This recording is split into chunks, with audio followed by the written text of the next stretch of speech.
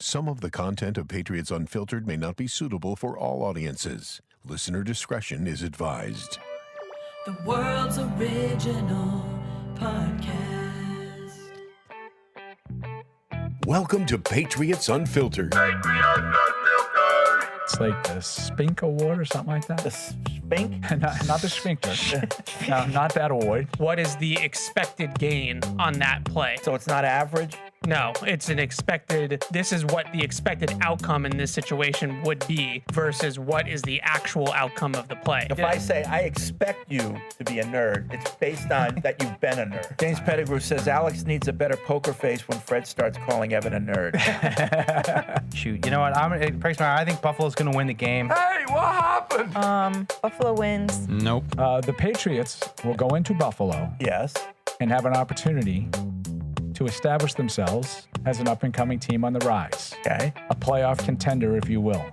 They will do it. The Patriots 34, Buffalo 33. Wow. Drake May with a late scoring drive. Oh, Lordy. The Bills are 4-0.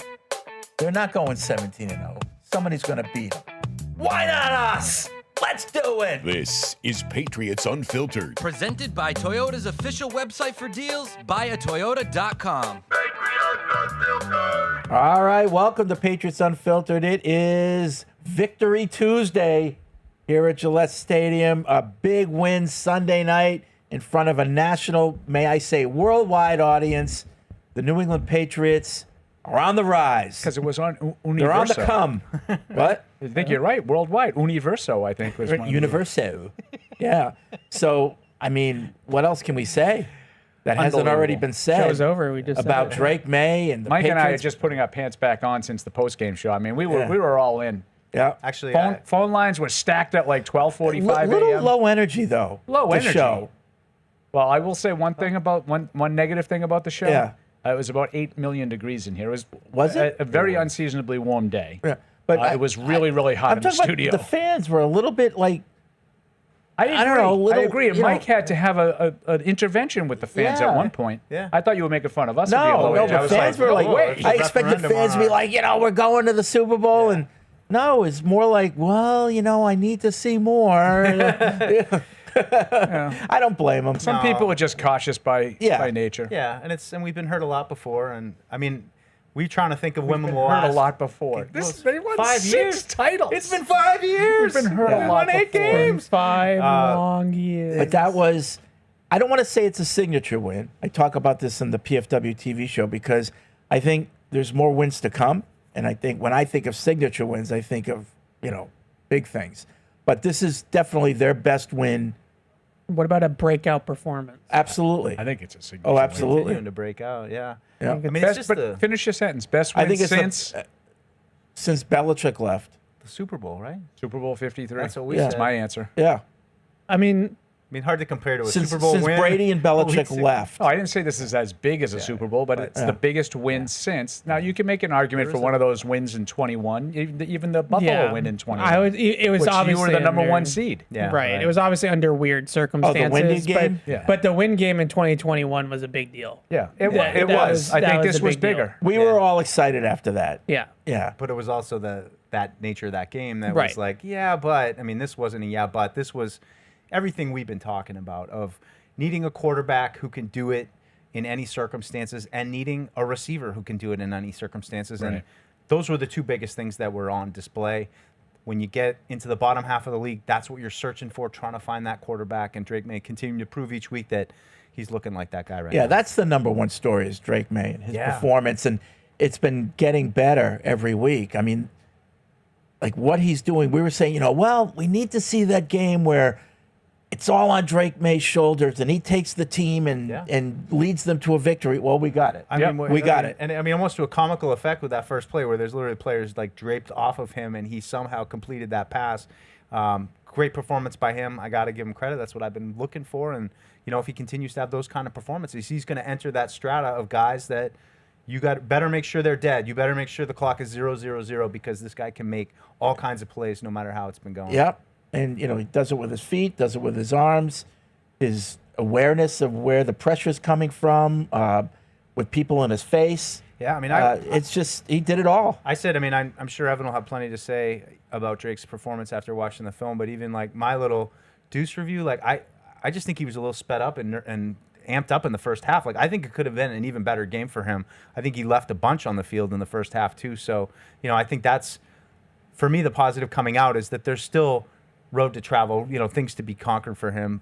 But what a performance. And part of that makes me even more enthusiastic about May because I agree. I thought it was a subpar first half. I thought he looked a little skittish in the pocket. I didn't think he looked comfortable.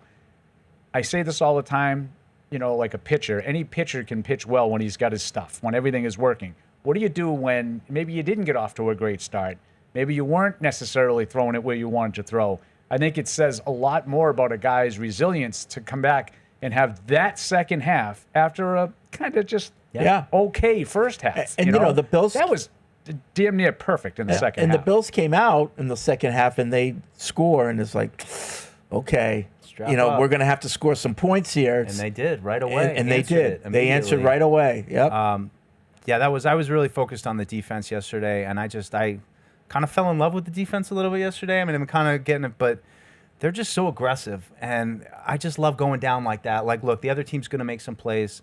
Josh Allen's really good. Their scheme is really good. They're going to get guys open. They're going to put your guys in bad positions at times. But at the end of the day, when it comes down to a critical third down, you know that Milton Williams and Christian Barmore are going to be problems on that play. And that, to me, is the fruition of seeing those two guys up front, seeing the coverage of Christian Gonzalez and Carlton Davis and Marcus Jones, who I thought had the best game of his career at cornerback. I mean, he's just looked like he looked in college for Marcus Jones. He was sticky. He was physical. And you can see guys that we've watched play over the last few years under Belichick and Mayo playing with the Vrabel style. I mean, Marcus Jones is getting in there.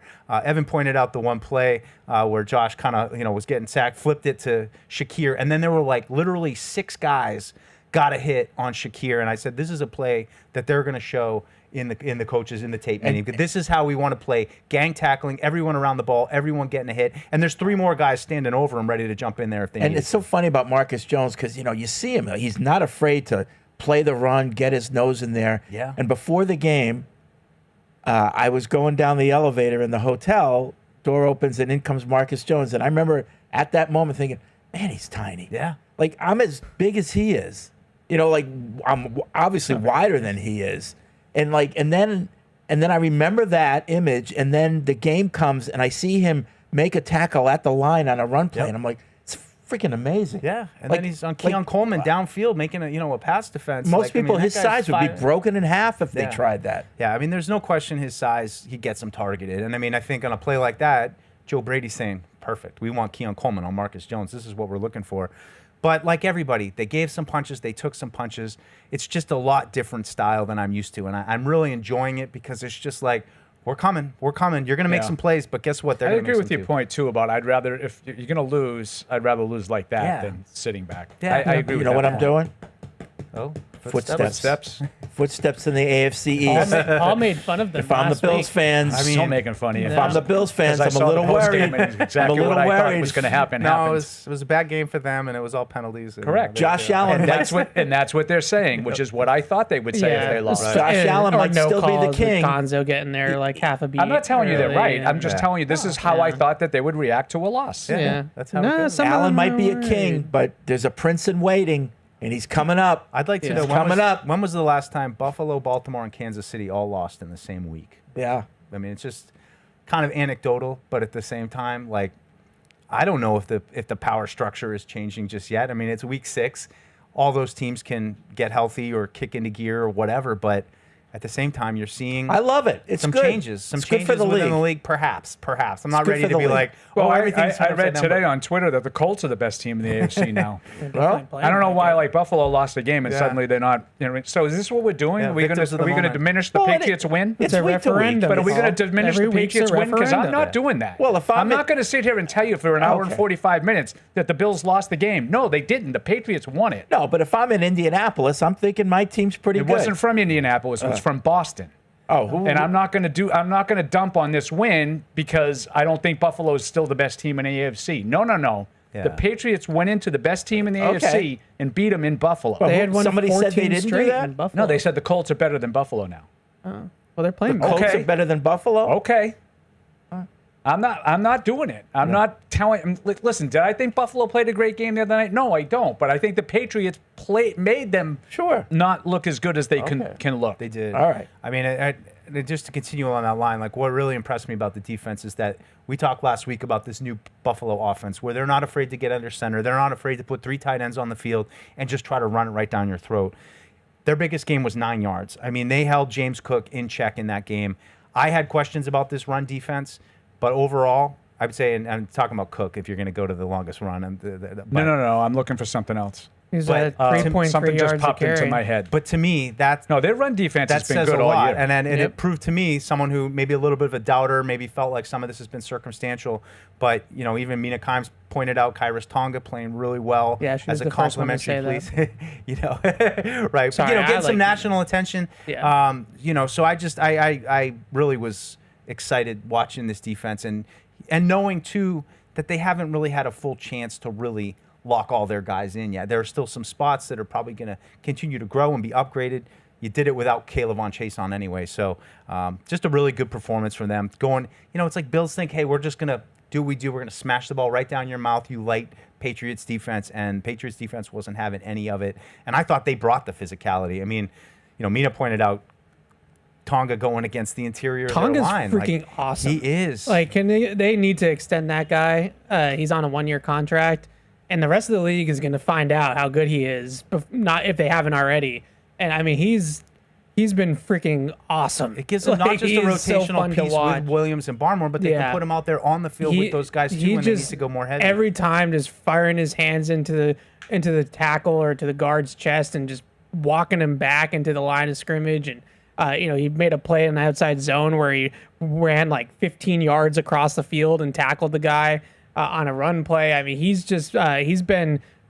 I had no idea that he was this good when they signed him, and he's been even better than anybody could have possibly expected. And at this point, it's like, how often can they possibly play him, right? Yeah. I mean, he's a big dude, so you don't want to overwork him.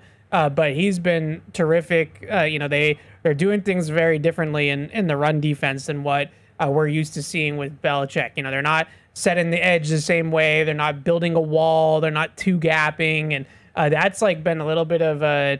My brain is like in a little bit of a pretzel with it me because too. it's watching something that's very different from what they've done in the past. So they're really trying to knife inside and do what's called spilling. So they want to get inside the inside gaps covered, and they actually want the ball to bounce outside. They want to try to force the ball to the numbers and to outside the tackles, and then they just kind of chase the guy down into the line into the sideline. So even like there might be some times when you're watching the game and it feels like they gave up the edge, but that's by design that they are trying to funnel the ball out in that direction. And I noticed a couple times, plays. they would get great push up, and Allen would still be able to slip through, for a gain, but you'll take that because you've disrupted the play that they had in mind. Yeah. You're forcing him to run, and you're hoping the linebackers can fill in there and minimize the gain after that. But Yeah. I mean, Thought they had a good they're plan. winning up front. Yeah. Yeah. They're winning up front. They had a are. lot of really good spy reps in this game too, where they pushed Allen and forced him to make a throw. Like, you don't want him to be able to run, and you don't want him to have all day back there to extend plays. So they were pressuring, and then they'd have like Spillane or Ellis or Landry or someone like that was assigned to spy him, and they did a really nice job of when he broke the pocket, they made him throw the ball, and they didn't allow him to just sit there for 5-6 seconds and hold it and hold it and hold it. And so they did a nice job of that as well defensively in this game. I'd say coming into the game, I wanted them to play man coverage. I just didn't think the Bills receivers on the outside, Coleman, guys like that were going to be able to consistently beat Carlton Davis and Christian Gonzalez. And they played 41% man coverage. I mean, Allen definitely had his moments, especially to Kincaid in man coverage, but the Patriots were able to win a bunch of rounds doing it that way. And then I think the biggest thing with Allen, when you get him to revert back to playing playground football and trying to play out of structure, he makes mistakes. He's not as clean as when he just sits in the pocket and methodically tears you up. So they really got him to kind of be a little bit chaotic in this game. And he was leaving the pocket prematurely, and he looked like the quarterback that was a little bit sped up and was kind of feeling pressure and things like that. And that to me is the blueprint against him. Yeah. When you sit back and just let him pick you apart, it's really tough. I mean, I thought Ellis did a good job early in the game with that stuff. Mike and I talked about it in the post game a little bit. I thought they did a good job. One of the things that I was concerned about is, it's one thing to have a spy. Can that spy then get him to the ground? And I thought Ellis early in the game established that, he's going to – I think Allen was better than that. I think he made one bad throw. He said it. He made a horrific throw. He should have led Shakir, and he missed him by a mile and threw the pick to Marcus Jones. But the covered receiver, the coverage I thought was pretty good throughout the game. I didn't see a lot of I didn't see like a lot of breakdowns. Plaster.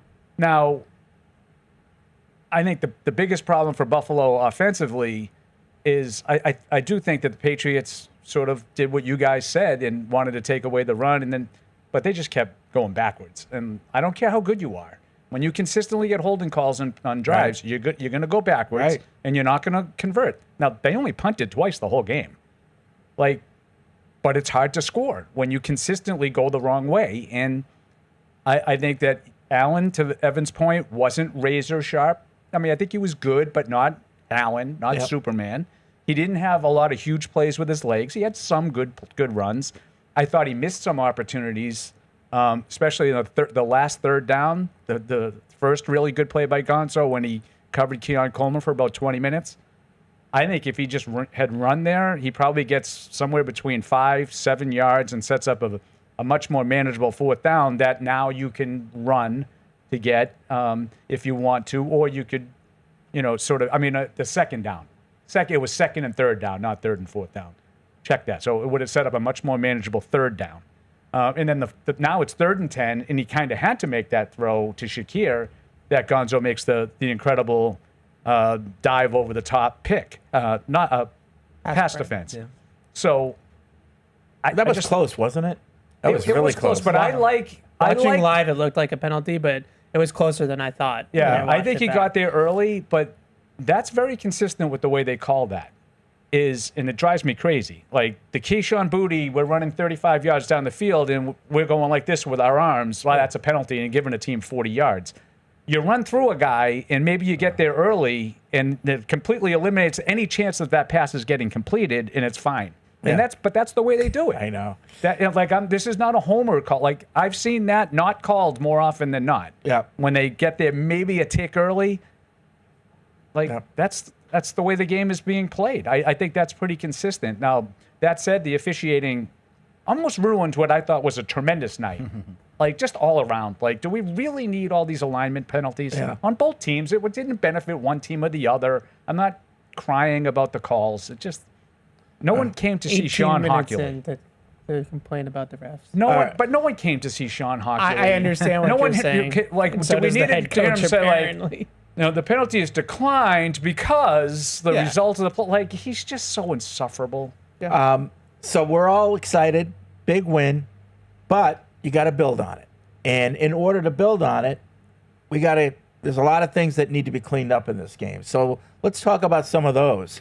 You need to find a running game. Yeah, well, that's the thing. Everything we said about the run defense, the opposite is true of the running game. Even if Ramondre didn't fumble. Yeah. Now with Gibson out for the season, it's announced, I guess he has a torn ACL. We need help here. Yeah. And so what do? You can bring up Jennings from the practice squad, but do you go out and get yourself a veteran? We got a lot of emails, and we don't have to read all of them. Moss, Alvin Ezekiel Kamara might be available, and but what do you go all out and try to bring in some help, or do you say we're gonna do it with what we've got? I think you got to bring somebody in. I don't know if Kamara will be the guy. I mean, I'd be looking for somebody who can take early down carries. I think he's more of just a third down back, which I would hope that's a good point. You can develop, Henderson into. And honestly, I had a thought, kind of how to deal with Ramondre. do you kind of make him the third down back at some point? I mean, he's great at pass protection. He can catch the ball. It would reduce his carries. But if you are that concerned, like, I just don't get the people who are like, well, we have to cut him tomorrow, and then Travion Henderson will just be the one running back, and that'll work out great. They got to find another person. I don't know if Terrell Jennings is the answer. I liked him in the summer 2 years ago. Didn't really notice him much this year, but he is that kind of guy. He runs hard. He's kind of a hard charger. So I wouldn't be opposed to some young, fresh legs. That might give you a little bit more potential sense of optimism, whereas if you bring in Zach Moss or Ezekiel Elliott, you kind of know what you're getting. But I think at this point they just need a body, so they're gonna have to bring somebody in. Yeah, I mean they need a body, but like Ramondre and Travion Henderson are gonna be a platoon now, and that's gonna be your backfield. Like I don't think you're getting anybody at this time of year that's going to be better than either of those two guys. No. So you could bring in somebody that's currently a free agent. You know that there are a couple guys. You know, Moss is one of them. You know, JaMychal Hasty is on the Dolphins practice squad, I think it is. And, you know, maybe he's a guy that can come in. That's a good point. He's returned kickoffs a little bit in his career as well, which I think is a sneaky bigger deal in a lot of ways than, you know, what they're going to lose on offense with Gibson. You don't love to see Ramondre back there? Is that they now have a whole, you know, Gibson week 2 is a special teams player of the week because of what he did returning kickoffs. And every single time they booted it to Ramondre on Sunday night, I held my breath thinking, oh, God. Yeah. Now, you know, really quickly, they actually did something cool with the special teams to goat the Bills to kicking it to Henderson instead of Ramondre. I think it was the last kickoff of the game. Right before they kicked the ball, they switched. So Henderson and Ramondre, like right before they lined up to kick it, the Bills had everything set. And then they were about to kick it, and the two of them switched places. And so then they actually goaded the Bills into kicking it to Henderson instead of kicking it to Ramondre. So not only just because Henderson's got better speed, but I think that the Patriots were thinking, oh, God, let's not put the ball in Ramondre's But even if hand. Stevenson had no ball security issues, I don't think his running style is overly conducive to that kick return play. You know, he's more of a bruiser than a burner. Yep. Yeah. So I think that, Gibson was already playing like a reduced role on offense, and it was really starting to become Stevenson and Henderson's backfield anyways. But the kickoff thing is sneaky important because they need every big play they can get. And aside from that last one, they were going to Ramondre to see, okay, you're going to hold on to it? Right. Thank God he did. Yeah, so that's, I think, again, it's just, it's something that immediately impacted that game on Sunday night when Gibson got hurt. Was that now Ramondre has to return kickoff. So I brought up, and I don't know if we talked about it on the show, Mike, but it's just like, why can't my guy do it? Marcus Jones. Yeah. And I know he's smaller. I know they look at that as more of like a running back return. They do. Fit now. But the Giants have Olszewski doing it. So. But but a lot of teams do, and I get it because it's more of it's turned into more of like we're looking for a creased, get through like a creased running play. You might have to break through some congestion, but I just think that he's so electric with the ball in his hands. Why not? They give were him an opportunity. They were worried in the past because we've asked them in the past about this. Springer last year and still the same coordinator about durability because that is such a high impact play. And Springer has talked in the past about wanting a bigger body type. Now, Henderson's not exactly a big body either, but he's a little bit bigger and a little bit, meatier than a guy like Marcus Jones. So that was his response because last year we were all wondering why isn't Marcus Jones returning kickoffs. Now, they also mentioned, he's already on punt. He's already a full-time defensive player. And so it's another thing on his plate to put him on kickoff as well. But I think it's mostly about a body type thing that they're worried he's going to get hurt. I do think that's the way they look at it, is the body type. Yeah. I mean, if you do put him back there, you might get a lot more touchbacks because teams are like, we're not going to bother with him. I mean, that's interesting how they might approach it, or they would say, we're going to go kill this little guy. Could be that too. I don't know. I just don't know why I just don't think there's that much more risk. The durability thing makes sense to me in terms of workload. Yeah. Right. What Evan said about workload, that's adding another 3 or 4 touches a game. Yep. Like that's significant. Yeah. I just think that your chances of getting lit up on a punt are just as much as that was, I think, a combination of, like you just laid out. Like it's the fact that now he's going to have another exposure to possibly getting Yep. hurt. And Yeah. I mean, that's undeniable. The more you give a guy, the more chances he has to break down. He has been a guy who's broken down. Yeah. So the running game is something we need to look at.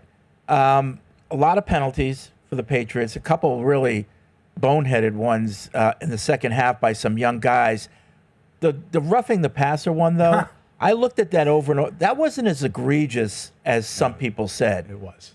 He was coming off his block and It was checked in every motion. box. It was late. It was high. It was and it was a follow through. barely late. It was- Barely late. I mean, I wish- I'm just going to tell you, like, I've never ever heard Scott Zolak not complain on a call like that. Yeah. All 4 of those penalties they played, and it was like, oh, it's a good call. Oh, yeah, I'm not that's a saying good it, but call. I'm saying that it was a good wasn't- call. I couldn't believe it. I thought I was listening to somebody else. I don't call it on the level of the Farmer one. Oh, the Farmer one was Yeah. one of the more I egregiously thought you were cheap talking plays about I've the ever Farmer seen. one. Okay, No, no, good. no. When I was looking up, when confused. you were talking about James Cook, Mike, what I actually was looking up is, in my mind's eye, I don't remember Cook being back in the game. He did have one other play. Yeah. After that, I think he might have been concussed on that play. Really? Like, he got ragdolled. There has to be the some, ground. like, he had to have, like, I not think seen he him go thought- down. No, he had to have thought- not heard the had to. whistle. He Right. thought that he was gonna pitch the ball back to Right. Allen. Yeah. I think. But I don't care what you thought. Yeah. You have to be more aware. Like, let's just say, Oh, for yeah. argument's sake, his knee was barely off the ground. That might have been a penalty anyway. Yeah, no, Like- those 2 penalties, and obviously the Schooler one on the sideline too. But that was a in bad one. particular, getting the 2 penalties that gave him 30 of their like 75 yards on that drive, like that's the crap that gets you beat. Right. Like you can't. Yep. I'm not a big penalties guy. Everybody knows that. Like I don't really like get all worked up about penalties. But when you do penalties like that, you cannot have like that is they handed the Bills a touchdown drive by getting they 2 were going penalties in, there. But The Bills aren't talking about that. Those ones are they? well, it's a little different when you're complaining about a call and those calls. No one's complaining about. I got to be honest with you. I didn't think the Schooler one was that egregious. Oh no, it was. Oh, no, I thought so. He was out of bounds. I know. It was. But he was like he 3 barely- steps out of bounds. He barely hit him. Barely tapped him. Wow, but you just It's can't. You can't risk it. I know. What are you doing? I know. You know. Schooler one, like that one, I'm with Paul. Like I don't necessarily. I didn't think that was in the category of the other 2. The Farmer and Durden ones, like the other 2 are going to be fines. That's half the yards on the drive. Or on I those know. 2 I penalties. just feel like they were getting those yards. I mean, anyway. They maybe. didn't- I don't know. stand by I the mean- Durden one. It wasn't as bad as people said You it still was. you can't give them He an hit him in option the to throw head. the flag. But look at it again. He didn't. I he saw didn't it launch. like 7 times. They He showed didn't it. launch. He was already. I don't care that he didn't launch. He Are you hit him gonna in the let me head. finish, or are you just going to You just keep interrupt saying me? he didn't hit him. That wasn't that He's egregious. just not going to let me talk. No. He doesn't think it was. God, like, can we just say like it was a great win and just move on? Like, why do we have to be like Okay, picking at that? so we're not going play? to talk about the game. No, like that play. We're gonna break down that play with all the things that Drake made. Stephon Diggs did. I'm going to give my opinion on the play if you let me. It's fine. Is that okay? Well, the refs were out to He get was him, I coming guess. off his block and leaning forward, and he was already in that direction. And yes, his helmet made contact, but he didn't lean forward with his head or anything. He was already. It was like the Leaning Tower of Pisa, and he hit him. And yes, it's a penalty, but it wasn't like, oh, what an idiot. I thought his momentum was already going in that direction. I didn't think it was that bad. I can see not what an idiot. I can see Yeah. that. I can see that. I mean, it's. I don't think But he that's was- one of those I don't plays think like he was an idiot. No, but it that's was just one of those plays in the egregiously modern late. NFL where the pass rushers are coming hard at the quarterback. It's that throws out, and it's just. Yeah, it I was- can't imagine what it's like going full speed, Right. fighting through a guy, and you look up, and then like you have a millisecond to like somehow avoid the hit. Sometimes it's just unavoidable. I thought it was really hard for him to avoid that one. I really do. Time on penalties. But that's just my opinion. Yeah. That's just No, my that's- opinion. that's- And no one else is allowed to have one. no. Well, if you let me talk, I can have one. That's all I'm saying is, can I just You give my said opinion? it 7 times. You didn't think it was a penalty. I mean, I get it. I'm trying to explain what I saw, and you won't let me. We let you say it like 3 different Oh, times. okay. Can we just move on? He just won't. He won't. Well, I mean, All we right. should How move many on. times are you going to say he didn't hit him in the head? He didn't hit him late, and he didn't land on him. Okay. Because he did all right. 3 of those things. Okay. Calm down. Then a lot of people want to know, Paul, what you thought about the clock management. Oh. when it comes to Vrabel. The end of the first half? Yeah. These are the things that we're talking about. And I Kincaid's still open, by the way. Like, if we want to talk about I also things that wanna are talk going, about- I was going to wait till Wednesday before I brought that I up. also- too. I also I didn't want to yuck your yum today. I also want to talk about so at the end of the first half, that and also not going for it on it fourth You're and talking three? about the clock management at the end of the first half, I assume. on the first half. Right. Yeah. Interesting reaction from Vrabel yesterday. So I asked blew about it yesterday. you blew it. They He's were so disappointed in himself. No, because I wanted to talk to Mike about it, and I'm not going to make fun of the people like I normally do.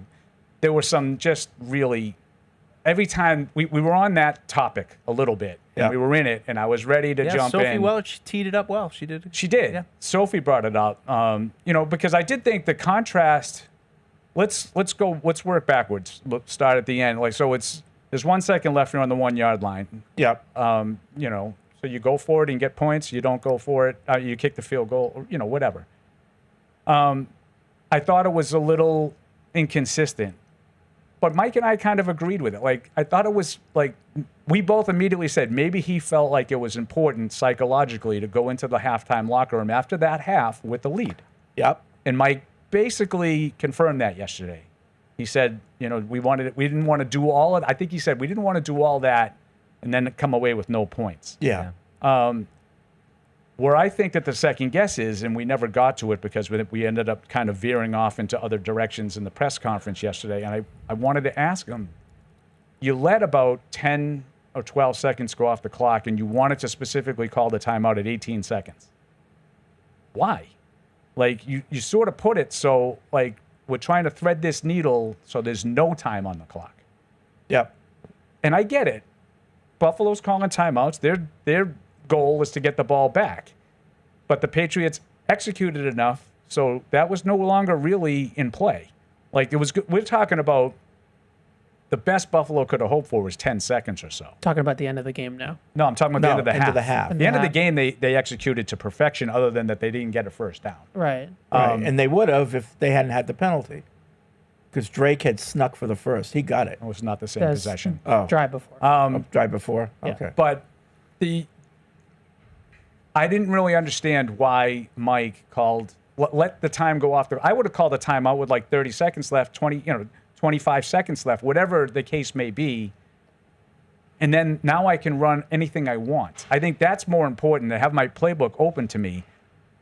So then you get a situation that happens, you get a penalty, because you're thinking, well, you got plenty of time to run your 3 plays or whatever, and then if we don't get in, I think it was 3rd and goal from like the 12 or something like that. Because I think they got a penalty and got did get a pushed back. penalty, right? So you had plenty of time to get your 3 plays off and then kick a field goal, except for Trey White gets called for pass interference in the end zone, which now gives you a new set of downs, and now you don't have time for 3 plays. So- There's 4 seconds left. I think if they had called timeout earlier, they would have had a little more time. Now, I don't think he- it's... but you didn't know that was I gonna think happen. he I know, tried. but like- I think he tried. What do you think he tried? To call the timeout earlier, because I was watching him on the sideline. He was all the way down on the sideline, and he was barking at the official because I think he was yelling for timeout. Like, It looked like they showed him and he was waiting, and then he went like this at 18 seconds. So maybe he was just trying to get the guy's attention. Yeah. But he looked a little bit. So now I'm miffed. even more upset that I didn't get that question yesterday. I could be. because that's Maybe my- he was that's just my trying wheelhouse. to communicate what you're saying, that they Yeah. were waiting for a certain time. But it looked to me like he was like, are you going to put some time back on the He clock? did. He wanted him to go Yeah. because they let it run to 17, and he specifically said he wanted it at 18. Okay. That's what he called it, and that's what I was wondering if Right. like, you and your ilk think like that 18-second mark is what, and they still had a timeout, by the way. Might be. So it wasn't like their they might last have timeout. it. They might have it timed out that that's the amount of time they need to run a certain amount of to run 3 any plays they or- want without right. having to, while Right. still saving the timeout for a field goal if we need it. Yeah. Because Yeah. that's important down there too. Yep. Now, well, I would say, Fred, I agree with you. There's no way of knowing you're going to get a penalty, but you had the ability to factor that in. Like at this Yeah. point, you're not worried about giving Buffalo the ball back. There's Right. not enough time. Right. Yep. So I just thought that was they lost a play there. Yeah. And I thought they were fortunate that the incomplete pass only With took 1 3 second. seconds. Oh my Yeah. God. I know. I thought that was it. Now, I understand because I think Drake threw it a little bit earlier because of that. And Exactly. I think had that It would've been, been had been there. like 8 Yep. seconds left, Yep. that's a touchdown. And if you notice, I think he did throw because Henry didn't look He ready. didn't look. Yeah. Yeah, he wasn't No, looking. he Yeah. had it. That's what I said to Evan. I said I felt like he had, if he took a beat more, it's an easy It's touchdown. an easy touchdown, Yeah. but I The think in clock, his 1 mind's second. eye, he's thinking, Right. I I can't gotta afford get it it to out. wait. I get it. But definitely it's definitely a whole scenario worth talking about. And Mike did get a lot of questions about it yesterday. I just thought it was interesting Vrabel's response when he was like, Yeah, you know, like- like you I could know, tell right? that it Yeah, was. you I've could have been- done it this way. I've been could have done Johnny it that aggressive. way. I go for 4th and 1s on my own yeah. 15, and then this one I Right. didn't go for. But I understood the mentality. earlier- and you know what I kind of liked, Freddie? Yeah. Was that it wasn't just the numbers say I could get this 80% of the time. So the numbers say go for it. The numbers, I'm sure, right, Ev? Like 4th and goal from the, the 2nd and goal from the 1. I'm sure the numbers go. suggest you could go, right? most of the time. So this one, he Unless actually you're kicking like a But game-winning the field goal. feel of the Right. game. Yeah. But he went with the flow of the game. And again, you can disagree with him. I'm not Yeah. telling you that he made the right call. I think Evan probably sounds like Right. you would have gone Sure. for it. And I So- don't think Evan's wrong. I don't think I would have gone for it. I wouldn't have either. I would have taken Because the I points. think that his rationale, like Yeah, the game has psychological changed. boost, Yeah. Yeah. I wouldn't have gone for it for the exact justification that Vrabel gave. Like they outplayed They Buffalo. outplayed him in the Yeah. first Let- half, let's- and they deserve to go in with the Sure. lead. Right. There's something to be said for, even if it's a 3-point lead, there's Yep. something to be said for the fact that you have a 3-point lead and we hung with them and we kind of outplayed them and we're feeling pretty good. Whereas it's very demoralizing if they go for it on 4th down and they don't get it. Right. That's and, it. and it gives the other team momentum. The air, and then Sure. Buffalo was also getting the ball to start the second half. So Earlier in the first half, I think it might have been the Patriots' third possession around midfield, and they had that 4th and 3 that they ended up punting. Another one Now, that raised my eyebrows. that was, to me, I could understand, because if you the feel of the game, his defense is playing pretty well. You give him the ball right there, it's probably sure points. I wasn't upset that he didn't go for But it. it's another good one. Freddie, I think that's great. Yeah. This was, I don't know if you listened a lot to Mike and I, because I know it was late. No. We talked about a lot of this crap Yeah. because the minutia. Yeah. I do like I think that Vrabel has been a little bit more analytically bent than I would have imagined. Yeah. But I was really pleasantly surprised to see that he does at least take the game, because I think if you went into that game, you would have said, this is a game we need points. Right. Fourth and 3 from midfield, we're going to go for it. 2nd and goal with 1 second left from the 1, we're going to go for it because we need points. Yep. But as you said perfectly, the game unfolded in such a way where you had previously pinned them back with a good Behringer punt at the 14, I think. Of course, you get help because immediately Buffalo gets a holding penalty. It makes it 1st and 17. They did that 2 consecutive possessions. Your defense is doing it, so why not try to back them up again? That the second one, I think, was that the one that led to the Keon Coleman fumble? It might have been, which set up points in the game. So I liked the fact that, yes, he's not afraid to go forward on 4th down, even in unconventional spots, but he's also not afraid to use the way the game is unfolding. Yeah. Not And a I think- slave to the numbers. And He's not a slave to the numbers. Right, and it's not 100%. every game isn't the same. You know, playing last week against whoever the hell we beat last Carolina. week is not the same as playing against Josh Allen. Yeah. You know, so maybe if you're with the Panthers at 4th and 3, you do go for it. well, I would think that would be. That doesn't matter. But if when you're playing Josh like Allen, you don't win by field goals, Right. right? Like that would be But the in mindset. that would be the game, it was a little It different. was different. It's that the would be feel the of the one, game. That's why I said going into the game, that's Yeah. exactly how I would go. That would be I the would have 1 gone for second every one guess. of those if you had asked me before the game. Yeah. So anything else before we kind of, They still can't cover Kincaid. Yeah. So- well, the tight ends. Yeah. The tight ends in general are a Yeah. big problem, and I think both their safeties are free safeties. Like they're both guys that are best playing deep zones, helping over the top, doing that sort of thing. Neither one of their safeties, at least right now, with Craig Woodson, who I do kind of like, by the way. Like I can kind of see the light with him. Like I like him a lot more than the he other guy. flies. Like he can really run, and he can hit, but he can't cover in man to man, and neither really can Jalen Hawkins. Hawkins So- struggles, I think, every week. They need to figure out, especially when you play a tight end that can actually impact the game like a Kincaid can in the passing game.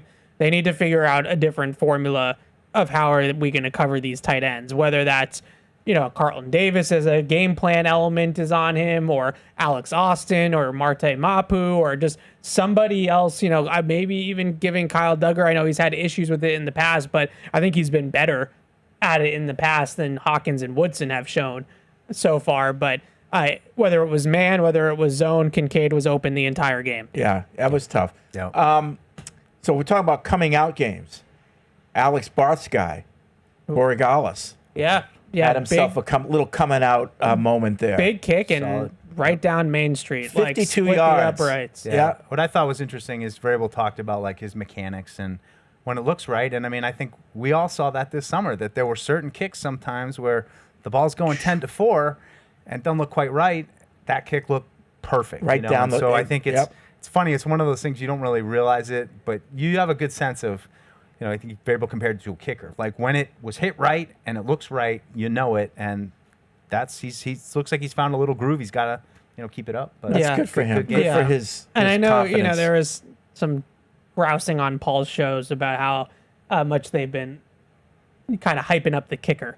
I think he got a game ball again out of this game. It worked. all he needed was that And week. then when he came into the locker room, they were chanting his name. I heard that. Oh, is that right? Andy, the whole team, like the Nice. whole locker room. And can we remember that this is like a 22-year-old kid? Right. Like he's a rookie that had some struggles, in Miami especially, and they're trying to lift the kid up. Like they need him. Like he's the kicker, and they need him to make kicks like that. Confidence. And so they're trying to boost his confidence. And like I don't understand why. Like you're giving the kicker a game ball. Like I don't understand why we can't see that.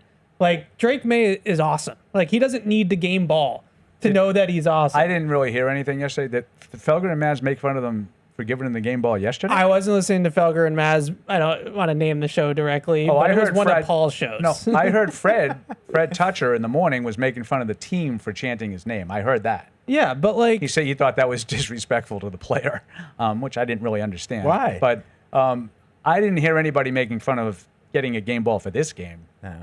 I heard them when he missed the 2 extra points. And right, but it's all connected though, Yeah, right? Like it's all, and I think that this is one thing that I'm not, look, I'm the X's and O's guy, but Vrabel, there's something about Vrabel when it comes to motivation that he's just really, really good at pushing all the right buttons with certain guys, and he's clearly trying to inflate Borregales' ego. Like he's clearly trying to get the kid some confidence, early on in his career. And so far, like he drilled that kick in a really tough environment. With the game on the line, he puts it right through the middle of the uprights. Like, Yeah. I'm not saying that was Vrabel did it, Yeah. but like no. Overall, there seems to be a lot of emphasis on supporting each other on the team. They have this new chant at the end of in the locker room. We're all we got. We're all we need. That's kind of the new thing. It hasn't really replaced "Oh yeah," but they say it just before that. Is that a Diggs thing? I feel like that came from Diggs. It might. Yeah. It might I be. think I heard it him might be. pregame But there's a lot saying of, that. I love you, and because we hear the mic'd up a lot, and we hear the whole thing. Most of it doesn't get used, but there's a lot of, I love you, and a lot of that stuff. And some people don't like that, but that seems to be. The things that people get upset about. Yeah, that seems to be odd to like me. something Vrabel wants to emphasize is that we're all in it together. Yeah. I'm sure every team does that, but it's very very out there. It's very out. It's very out different front. than what we've experienced. Yeah. Here in his look. It came as advertised. This is what I thought of Mike Vrabel, that he would be a player's coach and a guy that you hear him say it all the time. Like it will always be about the players. I've heard him say that a number of times. I think Bill used to say that too. Never believed Didn't it. but I believe it with Vrabel, and the way that he really seems to care about these guys, and I think he's done a great job here through 5 weeks. He's got the new thing. Well, it's not new. He's been doing it since the beginning of the season, where he stands out in front of the locker room as the players come in. That's win or lose. Yeah. He does that, and his energy when he said to Diggs, "Let's get the hell out of here." I was right there with him. I was like, "Hell yeah, let's pack this thing up and let's go." Real quick, Ev, I just wanted to piggyback off your thing about Borregales. I just remembered in the 2006 training camp when Gostowski was a rookie and Bill pulled the thing of make this kick, we're off for the day. and he made it. And I still remember the picture, which was, probably taken by Silverman or Eric Adler at that point. But, him getting propped up and they, everybody picked him up. So it's the same thing. They're I just kickers, think coaches man. They're make head cases. concerted efforts to try to nurture these guys and build their confidence, and any chance you get to give them some recognition and positive reinforcement, I think you got to take it. It's a tough job, but you're on the, at that everyone knows that when you miss position. it. It's all between the ears. All these guys can kick the crap out of the ball. I say this all the time. It's all mental. It's not like these other positions where it's, there's real physical elements to it that you need to kind of have it. All these kickers, they're mental cases. And so when you have a guy, a young kid like that, his confidence goes away, and he'll have a rookie season like Chad Ryland had here a couple years ago. Yeah. And when you're competitive and you're trying to make a push here, you're going to be in a lot of games plus, that are close. You come off an off-season training camp where you didn't really outright win the job. The other guy was just as good as you, and you're wondering what your teammates think about that. I just think that they have a real chance to be playing meaningful football in December and January. And when you're in close games against good teams, you're going to win a lot of games by 3 points when the time expires, and they need him to be able to make those kicks. And that means chanting his name when he comes into the locker room. Then that's what they're going to have to do. Yep. So that's the game, right? Yeah. Anything else? Just what really stood Any out of the to me, leftovers? just the star power. And I know we don't, we've been a little critical of the Patriots roster in recent years. They won 4 games back-to-back years, but I do think that they were very aggressive in free agency this year, and I think they brought in some talent, and then some of the younger guys that they've drafted. But this game, to me, was about your stars. Drake May, Stephon Diggs, Christian Gonzalez. Yep. I don't know if they're the 3 best players in the team. You put Milton Williams and Barmore probably in that group for 5. But you won the game because your studs performed when you needed them to. They were stud-like. They were better than Buffalo's. Stephon Diggs was otherworldly in that game. Making that first guy miss. Yeah. He had 70 yards after the catch. Right. That was like a time machine game for him. He Yeah. hasn't really done that in years. Yeah, that was probably the best wide receiver game for Patriots since Edelman in Seattle, maybe 2020. Yeah. I remember that game. That was as good of a game as I've seen a Patriots wide receiver play in half a decade. So that was just a big unbelievable. standout to me. It's we've been sort of, and I'm guilty as anybody. They just don't have enough talent. They don't have enough difference makers. Well, your difference makers, maybe you still don't have enough of them. Starting to make a difference. But the difference makers made a difference Sunday night. And again, I'm not going to sit here and crap all over Buffalo. I think Buffalo's excellent. I think the Patriots, when they needed to be, they were better. Yeah. When they needed to make plays to win the game, they were better. I mean, those blitzes that McDermott dialed up, they all worked. They all got there. Drake just beat them. Yeah. Because Drake was better. Especially too, looking at that game, who Buffalo's identity was coming in and what they wanted to be. And the Patriots just didn't let them do it. They didn't let the game get dictated by James Cook and the ground game. Certainly Kincaid is probably an exception to that, but they were pretty tight with tackling. They haven't been great at tackling, but Shakir breaks more tackles than anybody as a wide receiver. And yeah, he made some catches, but I was just impressed with that they were right there. Guys that even a Jalen Hawkins who gives up a catch, boom, tackled, so those are positive things. I think your expectations of going against another elite, I don't say another, but going against an elite NFL offense, they're going to make plays. They're going to make some of your players look bad. You just have to be able to play the long game and make your plays when it counts. And I have confidence this defense is starting to do that. All right. So really quickly, because I try to keep it in my pants about Drake for the first hour of the show. Impressed. Yeah, I tried. I tried my best. There need was to do that. There was multiple times, both live and then watching this game back, where I did the Collinsworth. Oh my god. Yeah. I mean, the second half was a masterclass. That was as good of a second half I've seen a quarterback play all year. He was phenomenal. I mean, obviously the stats are the stats. He was 13 for 14. He had 1 incomplete pass, went off Travion Henderson's hands. It was just throw after throw. And I thought of Paulie. Talking about against Carolinas and Miami's, McDaniels is scheming guys open and receivers are popping open, down the field and all that stuff. And that's, I love that kind of stuff. I love breaking it down. But this game was, we're going to drop back pass. and our guy is just going to be better than your guys. And he's just going to make play after play after play. Yeah. And that was just incredible. I mean, I know everybody's talking about the throw of, hanging all over him, and he kind of like blew the read on that one, to be honest, but he makes the throw there to start that drive. But the whole shot to Booty is just as good. Ugh. I mean, that throw. I underestimated that throw live, and then we went back and I looked at it. Matt Smith, when he came in the post game show, he was like, "What about the one to Booty?" And I was like, "I gave Booty all the credit for the awareness to get down, Yeah. and stay in bounds." But then I looked back and I was like, "Ooh, that was." There's a guy hitting him as he throws that. And I he mean, puts you got to it get it there. perfect. Yeah. Perfect throw. Perfect whole shot. And he actually, I think he felt the pressure from the left side, so he actually drifted a little bit to the right to buy himself just like an extra half beat before he had to throw the ball. And then he fits it right into the cover 2 hole. I mean, the one to Henry up the middle of the field, came off the first read, came into Henry in the middle of the field and just rips it down the seam to Henry. Yeah. He had one to Ramondre on a check down where he got forced out of the pocket and he's rolling out. And he just kind of flicked it to Ramondre with anticipation, and Ramondre just broke right into the ball. Yeah. I mean, just there's like 5 or 6 throws in the second half that are just, unbelievable. Yep. I mean, just put it right So up it's there. interesting because at the beginning of the season, a lot of the scribes came out with their best quarterback rankings, and a lot of Patriots fans would be really upset because in these lists, May would be like in the low 20s or 25, and they would be pissed off. But at that time, he hadn't really shown that he deserved to be in the top but now he's doing that. Yeah. Now certainly the numbers say it, but now The numbers are through the roof, but he's knocking on the top 10 of anybody's list. Yep. Anybody's. Now he has to be, right? He's a top 10 So quarterback now in the Patriots league. fans, you have a right to be upset if he's not on top of those lists. I mean, I don't think we should the Bills had won 14 straight games at home, and he went into the MVP's house and outplayed him. right. Like that is, I mean, that in his second year Yeah, in the league. And I know everybody keeps comparing him to Josh Allen, and I do it too, and I get it.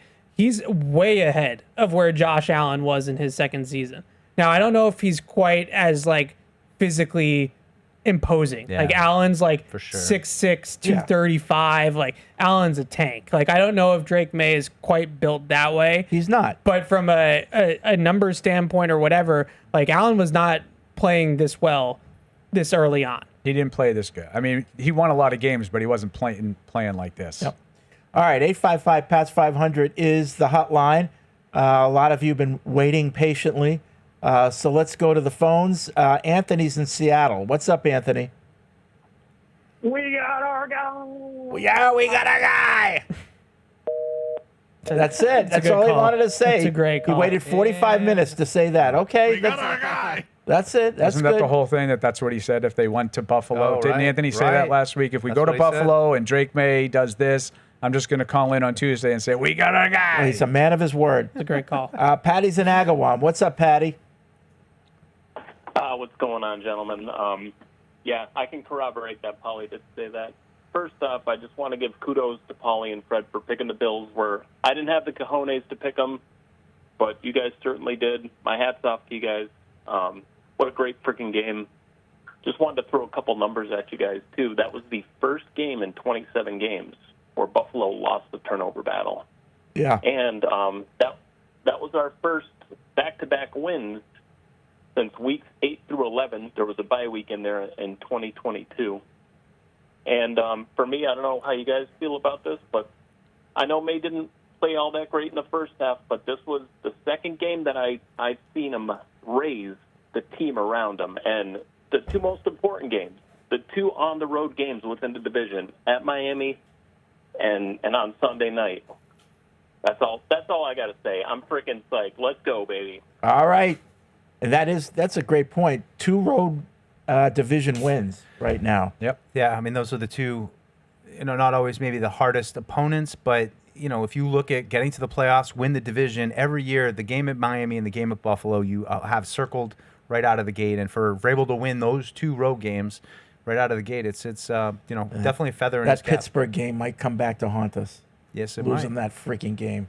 Or the Oakland game. Who downloads? Well, yeah, the Oakland game too. Vegas. I look at Whatever. the Pittsburgh one was right there. Just don't turn the ball over. Yeah. Yeah. It's okay. No, but I think that's- these are all the trials and tribulations Sure. that Of a young Yeah. they kind of needed Before the season, if you said you were going to be 3-2 after the first 5, you'd be like, okay, I'll take that. Absolutely. it's a good way to coach it. Regardless who you beat.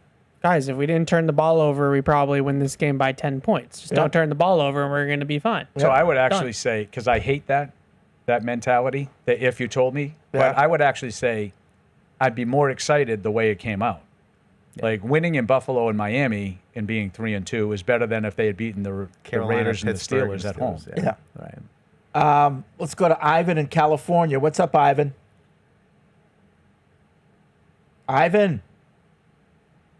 Ivan gone. All right, one more. We'll take a break. Chris with a TIAN. What's up, Christian? Incredible game. Didn't go to sleep till 2 o'clock that morning. Woke up at 6. Felt like I slept 8 hours. We're back, baby. We're back. All the way, baby. All the way. Let's go. You got it. Go. Wow, That's what I wanted from you on the call-in Sunday night. You were a little subdued. Were there people around you? Could you I was not, outside. Could you not really go full Fred? Yeah. Okay. Good to be And that's careful. not- We had to that's walk understandable. through Yeah. Bill's Mafia and Oh, that story's great. trying to fight me. Yeah. Oh, they knew who you were? No. That's that Lazar guy. But I did see a couple of Patriots fans on the way out and did like little quiet fist bumps on the way, because like those guys they went to a game in that environment with Patriots gear on. Yeah. Like that's ballsy, and they came out alive first of all, which is good, and then second of all they won the game. Yeah, So I was like, thanks for coming. I Like, mean, that it means a was lot. it was loud there. It was loud. They all had their white T-shirts on.